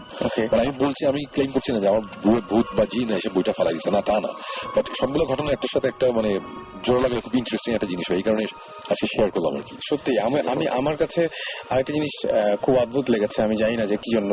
আমার কলিগ এবং আমার ফ্রেন্ড, তার সঙ্গে আমি এই তো গত মঙ্গলবার অথবা বুধবার আমরা একসাথে একটা এক্সিবিশনে গিয়েছিলাম, চারুকলা একটা এক্সিবিশন চলছে, সেখানে গিয়েছিলাম। এবং এটা আফটার অফিস, এবং এক্সিবিশন থেকে ফিরে আসার পরে ওই দিন রাতের বেলায় খুব অদ্ভুত কিছু ঘটনা ঘটেছে। দেখা যাচ্ছে যে আমার একবার হচ্ছে ডান পাশ থেকে কেউ ডাক দেয়, আমি শুয়ে আছি, একবার কেউ ডান পাশ থেকে ডাক দিচ্ছে, একবার কেউ বাম পাশ থেকে ডাক দিচ্ছে, এরকম একটা প্রবলেম হচ্ছে। এর মাঝখানে আমি লাইফে ফার্স্ট টাইম স্বপ্নের মধ্যে জিন দেখলাম। এই কয়েকদিন আগে, মানে জিনটা মানে কি এরকম চেহারা টেহারা কিছু না, জাস্ট কেউ একজন বলছে আমি জিন, আমি বললাম যে প্রমাণ কি? তো সে বললো যে হাতটা, আমার হাত দেখতে পারো তুমি, হাত ধরে দেখো। তো আমি হাতটা, আমি বললাম তুমি তো ফুল স্লিভ শার্ট পরে আছো, এটা উঠিয়ে দেখো। তো আমি উঠানোর পরে নর্মাল মানুষের মতো হাতটা ধরলাম, তখন আমি দেখছি মানে জাস্ট পাস করে যায়। এটা স্বপ্নে হতেই পারে, ভুল একটা কিছু হতে পারে।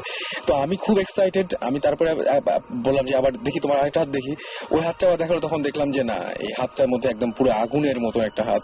এগুলো স্বপ্ন, একদমই স্বপ্ন।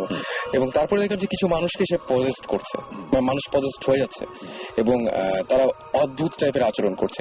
গল্পটা এখানে হলে ভালো হতো যে স্বপ্ন দেখছি। আমি সকালবেলায় যেয়ে আমার সেই কলিগকে বললাম যে সাগর ভাই জানেন এরকম একটা স্বপ্ন দেখলাম আমি। তো সে বলছে কি তুমি কি পজেস্ট হওয়া দেখছো, এরকম কিছু দেখছো? আমি বললাম যে হ্যাঁ দেখছি। আমি তো এই স্বপ্ন দেখছি। মানে এটা হচ্ছে পরের দিন অফিসের, এটা হচ্ছে এই জাস্ট বৃহস্পতিবার সকালের কথা, এবং এটা আমি মানে কোনো কারণ পাইনি। এবং মানে তার সঙ্গে আগের দিন সন্ধ্যা পর্যন্ত ছিলাম, এবং তিনি যে মানুষগুলোকে দেখেছেন আমি শুধুমাত্র সেই মানুষগুলোকে দেখিনি, অন্য মানুষগুলোকে দেখেছি। এবং তিনি নিজেকেও পজেস্ট হওয়া দেখেছেন, আমিও নিজেকে পজেস্ট হওয়া দেখেছি। এবং মানে খুবই অদ্ভুত, এটা একদম হুবহু পুরোপুরি মিলে গিয়েছিল, মানে প্রত্যেকটা মানুষের। খুবই অদ্ভুত লেগেছে আমার কাছে। এবং ওই রাত্রেবেলায় মারবার পরে আমার ঘুম ভেঙে যাচ্ছিল, আমি 2বার ঘর চেঞ্জ করেছি, যে না এই ঘরে ঘুম হচ্ছে না, ওই ঘরে যাই, এরকম ঝামেলা হচ্ছে। এবং আগের দিন কিছুই না, জাস্ট আমরা এক্সিবিশন থেকে ফিরেছি এবং তারপরে একই ঘটনা ঘটলো। উনি আমাদের মাঝখানে ইনফ্যাক্ট এখানে এসেও একদিন একটা শোতে এসেছিলেন। আচ্ছা আচ্ছা, খুব মানে অদ্ভুত টাইপের। এবং ওনার বাসার বর্ণনাটাও খুব অদ্ভুত, যে ওনার বাসায় কবর টবর আছে আর কি, বাসার নিচে। হ্যাঁ, বাসার নিচে কবর আছে। এটা তো আমি মানে ইন্টারেস্টিং, খুবই ইন্টারেস্টিং। এবং উনি মানে হি ইজ দ্য ম্যান, যে হচ্ছে দেখা গেল যে একবার সবাই বাসার দেখে চলে, যে ও বিছানা থেকে কয়েক আঙ্গুল ওপরে শুয়ে আছে আর কি, এরকম কিছু ঝামেলা হয়েছিল। এবং মানে খুবই অদ্ভুত টাইপের কিছু কিছু ঘটনা ওদের সাথে ঘটে। রাসেল, তোমার কেসটা কিন্তু ভালো না। আমার কেসটা ভালো না। হ্যাঁ, তুমি মানে আমার যেটা মনে হচ্ছে ওর বাসায় তো সে যে কি দেখে, and I'm pretty sure মানে ও যে সিগারেটে গন্ধ পায়, that's not a nice smell, it's a cancerous smell. So ওইটা দেখা, তারপরে তোমার মাঝে মধ্যে মনে হলো যে কি একটা ছবি দেখে মনে হলো যে ছবি দেখে মনে হলো যে এইরকমই চেহারা। নেটে পেয়ে গেলাম সেই ছবিটা ঘাটতে ঘাটতে আর কি, আপনি ছিলেন না তখন, তো সে বললো যে একদিন নেট ঘাটতে ঘাটতে ওই যে কোন মমির ছবি দেখছে, এন্ড অ্যাপারেন্টলি ওর যে দরজা বাইরে যে মাঝে মধ্যে ফিল করে, কি যেটা মনে করি সেটা হচ্ছে একদম হুবহু প্রায় তার মতন দেখতে, এরকম দেখতে নাকি। তো এখন যদি সে এইসব স্বপ্ন দেখে থাকে, তুমি একটু দোয়াদুয়ের পর সদকা দাও। সিরিয়াসলি দোয়া দুরুদ পড়া এবং সাদকারাও দিতে হবে। সাদকাটা দিতে হবে। সাদকার উপায়টা নিশ্চয়ই আপনি বলবেন, আমার মনে হচ্ছে যেটা সাদগা হচ্ছে উপায় টুপায় কিছু না, এটা খুব সিম্পল একটা সিস্টেম। কোথাও গিয়ে বললে হবে যে আমি সাদগা দিতেছি, এটা হয়ে যাবে। এটা সিরিয়াসলি ওকে। না ওটা তো আছে, প্লাস হচ্ছে ধরেন ও বাসায় আল্লাহর নামে মুরগ টুরগ কেটে তো ওইটাই বলতেছি, রান্না করে আমাদেরকে ডাক দিল। আমি এটাই বলছিলাম যে আমরা বিসমিল্লাহ করে আমাদের ডাক দিলে অসুবিধা নেই। আমি এটা সাদগাতে আসলে যেটা শুনলাম হ্যাঁ সিরিয়াসলি এটা দিয়ে দিলে এটা খারাপ কিছু না। সেটাই আমার কাছে এগুলো ইনফ্যাক্ট আমিও জানি না, কারণ আমার যখন উল্টা বললে কিছু হয়, আমি আম্মাকে বলে আম্মা সদকা দিতে হবে, তবে ইট গেটস ডান। এবং আমার how it gets done I don't know. না, আমি এটা বলতে চাচ্ছিলাম যে আমি যখন এরকম করে ঘটনা ঘটে আমার মা জাস্ট শোনার পরই যেটা করে যে একটা আমাকে জাস্ট জানায় যে হ্যাঁ একটা সদকা দিয়ে দিয়েছি, এরকম টাইপের একটা কিছু। এসব কিছু বাবা মারাই বেস্ট। বাবা মারাই বেস্ট, একদম সেটাই আমার ক্ষেত্রে ওকে। জীবন অনেকক্ষণ ধরে কিছু বলার চেষ্টা করছি। না না, আমি কিছু শুনবো, মানে আপনি একটা জিনিস খেয়াল করেছেন যে মাইকের কাছে বললে ওকে খেয়াল করেছেন যে মানে ইউর গ্যাদারিং অফ নলেজ আর কোনো গুড স্টাফ সাকিব let go of my head good stuff, যেমন আপনি নলেজটা গেম করলে আপনার ভালো হবে অন স্পেসিফিক সাবজেক্টস, রাইট, তখন এইগুলো জিনিস হচ্ছে। হ্যাঁ, রাসেলের ক্ষেত্রে অনেক আগে বলেছিল যে when he tried to do some research তখনও তোমার uneasy feeling আসছিল এগুলো। So do you think this is somehow related? Related মানে কি, এখন এটা দুটো জিনিস হতে পারে। এখন কি আমি সাইন্টিফিক ব্যাখ্যা যাবো, দরকার আছে কি?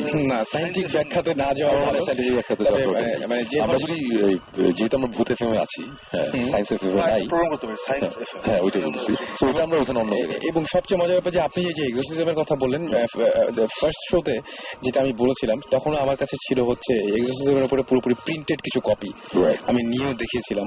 তো ওই যে বললাম যে পড়ার সময় ঝামেলাগুলো হচ্ছিল, ওইটা ওই এক্সোসিজমের উপরেই। ফার্স্ট আমি হচ্ছে ভূত এফএমের আগে মানে যখন এটা শুরু হয়নি তার আগে থেকে ওইটা পড়ে আমি খুব ইন্টারেস্টেড হচ্ছিলাম, এবং আমি দেখছিলাম যে আরে এটা সব ধর্মে আছে। মানে আর একটা জিনিস হচ্ছে যে সায়েন্সের যে ব্যাপারটা, যেটা অনেকেই বলে যে সায়েন্স এটাকে কি বলে, সায়েন্সের আসলে কোনো সাবজেক্ট না, এটা নিয়ে কথা বলার মতো কোনো কারণ নাই সায়েন্সের। যাই হোক, আর ওটাই। আর এখন আমরা যদি মানে এখন একটা ভাতের হোটেলে থেকে যদি বলি যে আমি ক্যাভিয়ার নাই কেন, সেগুলো লাভ নাই। তো আমরা সায়েন্সের জায়গায় থাকুক, এই জিনিস এখানে থাকুক। কিন্তু শুনে আপনি তো নিজেও বুঝতে পারছেন যে আপনার বাসায় যে ঘটনা ঘটলো এবং তারপরে অসুস্থ। আমার বাসার ব্যাপারটা হচ্ছে কি, মানে লোকজন হাসাহাসি করতে পারে, বাট আমার ধারণা আমার বাসায় মাঝে মধ্যে এই ধরনের কিছু একটা প্রেজেন্স আসে এবং মাঝে মধ্যে এই টাইপের জিনিসপত্র হয়। এটা আমি ছিলাম, আমার বাসায় ফুয়াদ 2-3 বছর ছিল, সেও যাওয়ার আগে এই কথা বলে গেছে যে শোন ভাই something is wrong, very wrong. মানে তো বাট আমার বাসায় কখনো এরকম কিছু হয় নাই যে ক্ষতি করে, এরকম কিছুই হয় নাই। এখন আমার বাসায় রাত্রেবেলা বই পড়তে গেলে যদি আমার জ্বর আসে আসুক, এটা আমি হ্যান্ডেল করতে পারবো। তো ব্যাপারটা হচ্ছে ওইটাই। তো ওইটা নিয়ে ইয়ে না, বাট ইন্টারেস্টিং ব্যাপার হচ্ছে যে আমি বাসা চেঞ্জ করছি সামনে, এই কারণে না, আমি নতুন একটা বাসাতে যাওয়ার প্ল্যান করছি। ওই বাসায় গিয়ে থাকবে?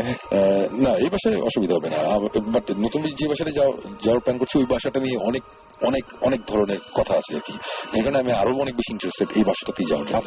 সো হোপফুলি আমি এই 1.5 মাসের মধ্যে আমি নতুন বাসায় উঠবো, তখন দেখা যাক। এটা কি ঢাকার ভেতরেই? হ্যাঁ, ঢাকার ভেতরে। আমি যে বাসা শিফট করছি আর কি, আমি ঢাকার মধ্যে আমি একটা উত্তরের দিকে একটা বাসা যাচ্ছি আর কি। তো দেখা যাক ওইটা তারপরে বসে যাবে। আচ্ছা, তার মানে ওই বাসা নিয়েও তার মানে আমরা কয়েকটা এপিসোড ওটা দেখা যাক, ওইটা আমরা অন দ্য প্রসেস দেখা যাক। মানে এই ব্যাপারগুলো যখন আমি দেখি যে এর আগে কয়েকটা ঘটনা জানি যে আপনি যে মানে যখন কথা বলছি কোনো একটা জায়গায় নিয়ে, তখন আপনি বলছেন যে ওখানে যেতে চাই বা ওটা এক্সপিরিয়েন্স করতে চাই। কোনোদিন এরকম হয়নি যে কখনো মানে এটা এক্সপিরিয়েন্স করতে চান বা এরকম জায়গায় গিয়ে বড় ধরনের কোনো ঝামেলা হয়েছে যেটা আপনার সাথেই হয়েছে সবচেয়ে বেশি? অবশ্যই হবে না কেন, বিকজ ওইটা যদি নাই হতো তাহলে আমরা ভূতিষ্কে দেখাবো কি টিভিতে, রাইট? আপনার সাথে হয়েছে বা আপনি হয়তো গেছেন বা এরকম? হ্যাঁ,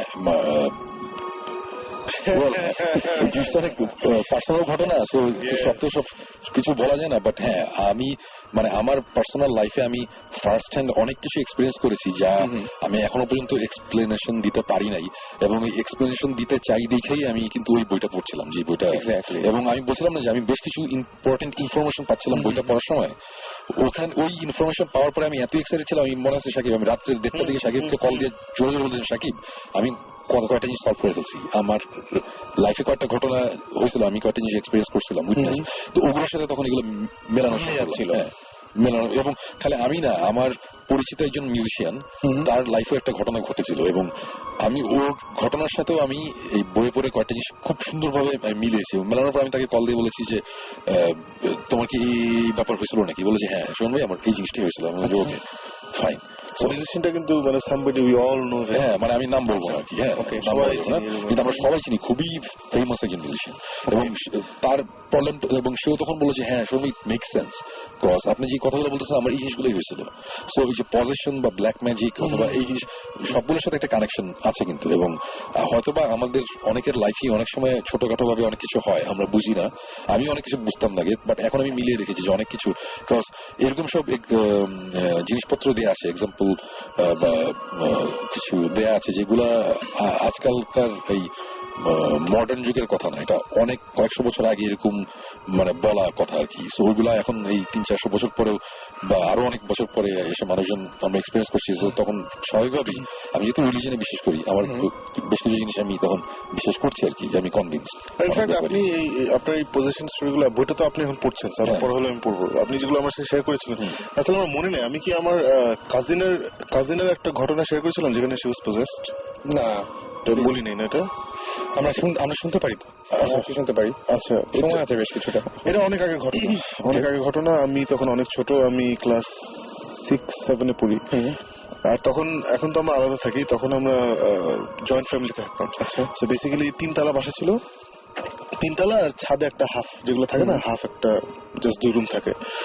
ওখানে আমরা বেসিক্যালি 4 চাচার ফ্যামিলি থাকতো আর কি। মানে একদম উপরে থাকতো আমার ছোট চাচা, এটা ঝুনা চৌধুরী, উনি থাকতেন একদম উপরে, তখন ইউ ওয়াজ আনম্যারিড। উনি উপরে থাকতেন। 3 তলায় থাকতেন আমার বড় চাচা এন্ড হিজ ফ্যামিলি, 2 তলায় আমার মেজ চাচা এন্ড হিজ ফ্যামিলি, আর নিচতলায় আমি, তখন আমার আব্বা কি ইরান ছিল ওটা মনে নেই, ওখানে আমরা থাকতাম আর দাদি থাকতেন আমাদের সাথে।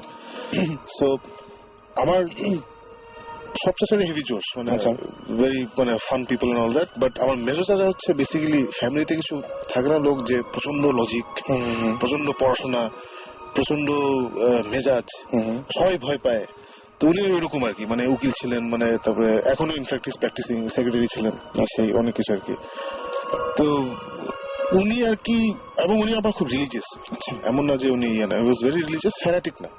মানে নামাজের সময় নামাজ, কোরআন শরীফ পড়েন, নর্মাল মানে ভালো রিলিজিয়াস যেটা আমরা বুঝি আর কি। তো ওনার 2 মেয়ে ছিল, একটা বড় মেয়ে, একটা ছোট মেয়ে। ছোট মেয়েটা ছিল আমার থেকে একটু বড়। আচ্ছা, so she and I were very close, কারণ পিঠাপিঠি টাইপের ছিল। ওর সাথে আমার সবচেয়ে বেশি ফুর্তি টুর্তি। আমি তখন আমি ক্লাস 4 পড়ি, মানে অনেক ছোট আমি। আচ্ছা, সে আমার থেকে 1-2 বছর বড়। তো আমরা মানে স্কুল টুল পরে বাকি সময় একসাথে, মানে প্রচুর কাজিন, তো 3 তলা মিলে কাজিন, সারাক্ষণ হইচই, কে কার বাসায় ভাত খাচ্ছে, কে কার বাসায় কোনো হিসাব নেই, এরকম ছিল আর কি। সো ওই অবস্থায় হঠাৎ করে ওই কাজিন ফেল সিক। আচ্ছা, এন্ড তো অসুখ তো আমরা দেখছি, এতগুলো বাচ্চা একসাথে আছে, একজন সারাক্ষণ কিছুটা লেগে আছে। তো ওখানে যেটা হলো যে তো অসুস্থ দেখি যে ভালো হচ্ছে না, ওর জ্বর এই সেই, অনেকদিন কেটে গেল, ওকে ভালো করা যাচ্ছে না। এট ওয়ান পয়েন্ট ওকে সরাই ফেলা হলো আমাদের সামনে থেকে। আচ্ছা, মানে আমাদের বাচ্চাদের অ্যাক্সেস কেটে দেওয়া হলো আর কি। আমরা we were not allowed to visit হার। আচ্ছা, ওকে। সো ইটস নট লাইক তার মানে জ্বর বা ছোঁয়াচে জ্বর বা চিকেন পক্স এরকম কিছু না, ভাইরাল ফিভার এরকম কিছু না। ওটা হলে সরাটা লাভ নেই, এমনি হবে অমনি হবে। জন্ডিস হলেও তো you can go and visit, right? তখন যেটা হয়েছে যে ওকে সরাই ফেলা হলো, তখন আমরা বাচ্চা, তো আমরা আসলে ঠিক বুঝি নাই যে ঘটনাটা কি। তো অনেকদিন ধরে অনেক কিছু করার পরে এগুলো ইনফ্যাক্ট আমি পরে শুনেছি, বড় হয়ে শুনেছি। তখন যেটা আমরা দেখলাম যে অনেকদিন ধরে সরে রাখা হয়েছে, বাসায় ডাক্তার টানো হয়েছে, তাকে অনেক হসপিটাল নেওয়া হয়েছে। ফাইনালি আমরা দেখলাম বাসায় কিছু হুজুর টাইপের লোকজন আসা শুরু করলো। আচ্ছা, তো হুজুর টাইপের লোকজন কেন আসতেছে তখন আমরা কেউ জানি না, আমাদেরকে বলা হচ্ছে না। আমাদের বড় বড় কিছু কাজিন ছিল, ওরা দেখি আমাদের দেখলে খুব সিরিয়াস চেহারায় তাকিয়ে থাকে, মানে ওরাও খুব ওয়ারিড, এবং ওরা আমাদের সাথে, আমরা ছোট কাজিন যারা, আমাদের সাথে শেয়ার করছিল না আর কি। আচ্ছা, তো ওই অবস্থায় ফাইনালি এই হুজুর টুজুর ইয়ে হওয়ার পরে finally she started getting better. হুজুররা যাওয়ার পরে তারপরে মানে হুজুর টুজুর নিয়ে অনেক কিছু হলো, finally she started getting better. And তার মোটামুটি প্রায় 4 মাস এই পুরো জিনিসটা প্রায় 3 মাস না 4 মাস ধরে এই পুরো জিনিসটা হয়েছে। আচ্ছা। এন্ড ও ভালো হওয়ার পরও আমরা তো বাচ্চা, আমরা তো কি হয়েছিল, না আমার ইয়ে হয়েছিল কি টাইফয়েড হয়েছিল, that was the official story, typhoid হয়েছিল। পরে যেটা বাই হলো, যখন আমাদের একটু বয়স টয়স হলো, তখন আছে না সবার বাবা মাকে জিজ্ঞেস করলাম যে ঘটনা কি হয়েছে, তখন বের হলো যে she did have typhoid. আচ্ছা। ওকে প্রথমে টাইফয়েড হয়েছিল, এন্ড দেন ওকে ওষুধ টষুধ দেওয়া হয়েছিল, কিন্তু নাথিং ওয়াজ ওয়ার্কিং। ও চুল টুল পড়া শুরু করছিল, ওর মাথাটা পুরো কামড়ে ফেলতেছিল, মানে চুল টুল পড়ে যাচ্ছে, হ্যান ত্যানে এসে সে উল্টা পাল্টা বলা শুরু করছে, মানে প্রসেসড হলে যে জিনিসগুলো আমরা শুনি যে উল্টা পাল্টা চিন্তা করা শুরু করছে, উল্টা বলা শুরু করছে। And at that point in time আমাদের বাচ্চাদেরকে ওর সাথে মিশতে দেওয়া হয়, তখন ওকে সেপারেট করে ফেলা হলো, ওর রুমটা অফ লিমিটস, ওখানে কোনো বাচ্চা যেতে পারবে। আচ্ছা। সো তারপরে আমার চাচা, যেটা সবচেয়ে বেশি লাগছে যে আমার চাচা ছিলেন, মানে যেটা বললাম যে খুব লজিক, রিজন, পড়াশোনা, মানে আছে না রিলিজিয়ন জায়গায়, বিশ্বাসের জায়গায়, কিন্তু যেসব জিনিস যেমন উনি পীর ফকির মানেন না। আচ্ছা।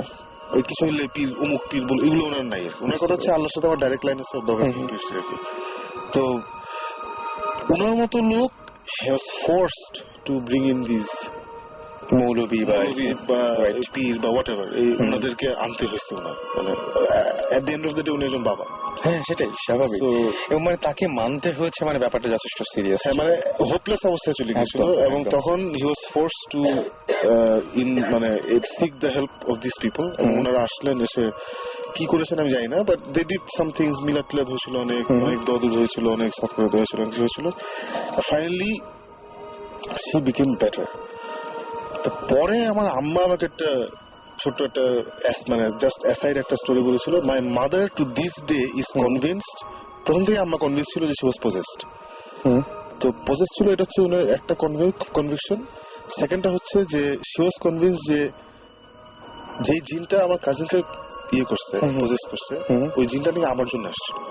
আপনার? হ্যাঁ, ওটা নাকি আমাকে পজেস করতে আসছিল। তো আমি বললাম যে এটা কি ধরনের কথা, how do you know that? আমার আম্মার স্টোরি হচ্ছে যে সে নাকি ওই আমার চাচার বাসাতে একটা ছোট ঘর ছিল, যেটা নামাজের আগে থাকতো, একটা নামাজের ঘর থাকতো, গণশিব টশিব রাখা, ছোট যায় না, আমি এরকম ছোট একটা চকির মতো করে রেখে, এটা ছোট্ট একটা ঘর ছিল, নামাজের ঘর ছিল। Right right. আম্মা প্রায় ওইখানে গিয়ে নামাজ পড়তো। তো অ্যাপারেন্টলি একবার সে ওখানে গিয়ে নামাজ পড়তেছে, সাডেনলি নামাজ না, কনশিব পড়ছে, তো হঠাৎ করে তার মনে হলো যে পিছিয়ে ফিরে দাঁড়িয়ে আছে। আচ্ছা, তখন ঘুরে দেখে যে, আর আমি তখন নাকি ওই ফ্লোরে ছিলাম। আচ্ছা, আমি দোতলাতে ছিলাম। আমি যে রুমে ছিলাম, মানে ওই রুমের দরজাটা আমার আম্মার ওই নামাজ ঘর থেকে দেখা যায়। আচ্ছা, তো সে নাকি দেখছে যে নামাজ ঘর ক্রস করে একটা টিপিক্যাল স্টোরি, সাদা পাঞ্জাবি, সাদা দাড়ি, এসি, এরকম একটা লোক, খুব নুরানি চেহারা, সে নাকি আমি যে ঘরে আছি ওখানে ঢুকতে যাচ্ছে। আচ্ছা, তবে আম্মা যখন ওকে দেখে ফেলছে, তখন সে আমার দিকে তাকাইছে, তাকায় একটা সালাম দিছে। সালাম দিয়ে সে ঘুরে, আমার কাজিন আরেকটা ঘরে ছিল, ওই ঘরে চলে গেছে। ওকে, সো এটা ভালো খারাপ কি আমি জানি না, but this is my mother story.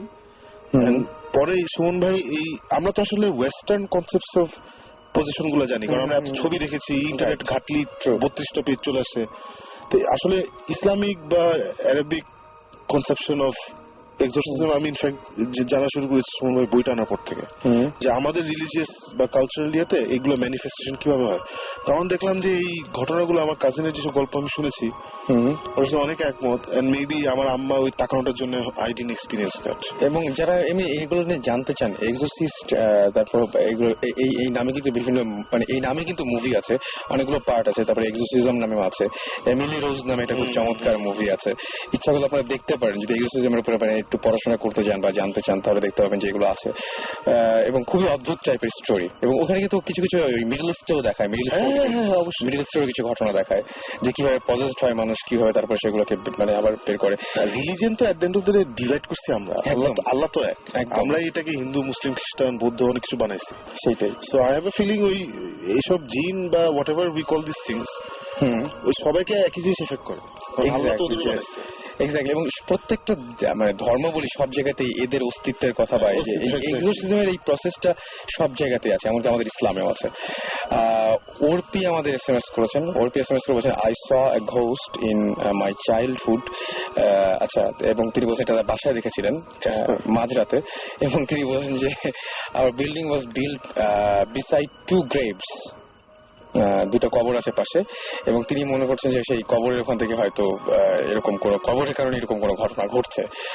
আন্না আমাদের এসএমএস করেছেন এবং তিনি বলেছেন যে মাই গ্র্যান্ডফাদার, তিনি যে বাসাতে মারা যান 1999-এ, সেখানে 15 days পর তার ভাইয়ের সাম প্রবলেমস হয়, এবং তারা বাসা থেকে চলে যাবার পর সেখানে একটা ছেলে, আর তারপরে এসএমএসটা আসেনি। অনি আমাদের এসএমএস করে বলছেন সুমন ভাই আরেকবার বইয়ের নামটা, আমার বই, এবং এটা একটু আমি বেশ কয়েকটা এসএমএস দেখলাম, অনেকেই বইটার নামটা আছে। বইটার নামটা ছিল হচ্ছে the exorcist tradition in Islam, এবং বইটা লিখেছে হচ্ছে বিলাল ফিলিপস। পুরো নাম হচ্ছে doctor Abu Amina Bilal Philips. Bilal Philips হচ্ছে যে ইসলামিক চ্যানেল বা কোথাও সে মাঝে মধ্যে একজন স্কলার, উনি মাঝে মধ্যে অনেক দেয় আর কি, অনেক অনুষ্ঠানে আসে। নাম হচ্ছে বিলাল ফিলিপস আর এক্সোরসিস্ট ট্র্যাডিশন ইন ইসলাম। এটা আমার মধ্যে গুগল করলেই পাওয়া যাবে ডিটেল বইটা। রাইট। তো আজকে মনে হয় শেষ করাই ভালো, তাই না? আমরা একটু বলি যে আমাদের এসএমএস করেছেন প্রসূন, এসএমএস করেছেন মাহবুব, ফারহান, সালমান, এসএমএস করেছেন লাগন, রুনা, এসএমএস করেছেন মুহসিন, এছাড়াও রাসেল এসএমএস করেছেন, উজমা এসএমএস করেছেন আমাদেরকে, সুমা, তারপরে সৃষ্টি, আন্না, তারপরে আফনান, রনি, নুসরাত, অর্পি সহ আরো অনেকে।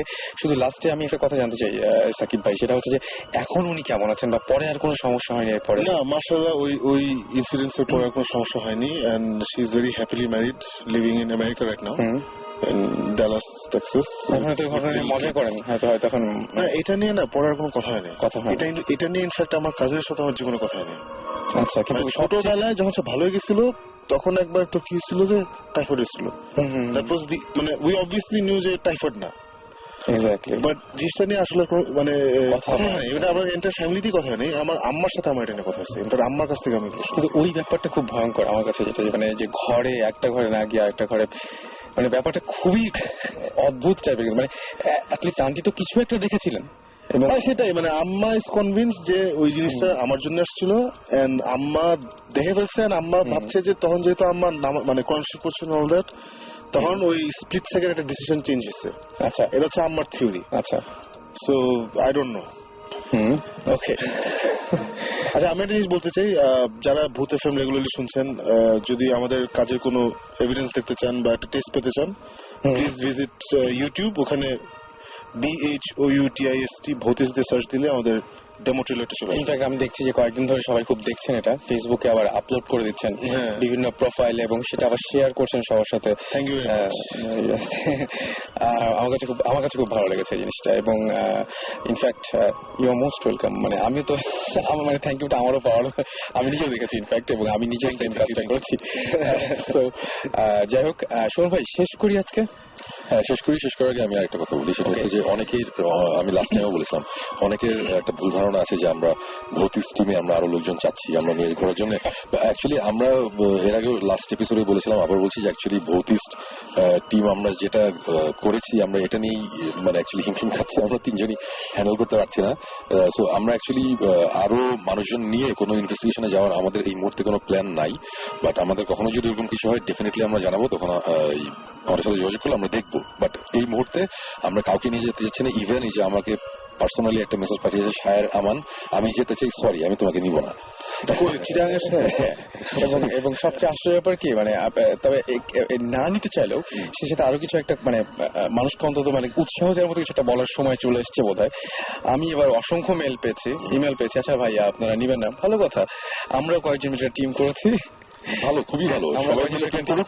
বাট আমার কথা হচ্ছে যে যাই করুক নাই করুক, এই সম্বন্ধে একটু পড়াশোনা, একটু রিসার্চ করে একটু প্রিকশন নিয়ে তারপর যাওয়া উচিত। কজ আমরা তো কোনো এক্সপার্ট না, আমি সাকিব জীবন কোনো এক্সপার্ট না, বাট এতটুকু বলবো যে এই জিনিস নিয়ে অ্যাটলিস্ট 7-8 বছর ধরে ঘাটাঘাটি করে তারপরে আমরা এখনো অনেক জায়গায় গিয়ে, এবং আমার ধারণা ভৌতিস এপিসোড গুলো যখন আসবে তখন 2-1 এপিসোড দেখলেই মানুষজন বুঝতে পারবে জিনিসটা খুব একটা সোজা জিনিসটা বা খুব একটা সেফ জিনিসটা। আমরা অনেক কিছুর মুখোমুখি হয়েছি, মানে প্রবলেমের আর কি। তো এটাই আর কি, সেটাই সবাই সাবধান থাকাই ভালো আর কি। সেটাই আমার কাছেও সেটাই মনে হয়। এবং সত্যি কথা বলতে কি, যেটা আসলে ফান করার মতো কোনো জিনিস না একদমই, আমার কাছে এটা মনে হয় একদমই ফান করা কিছু না।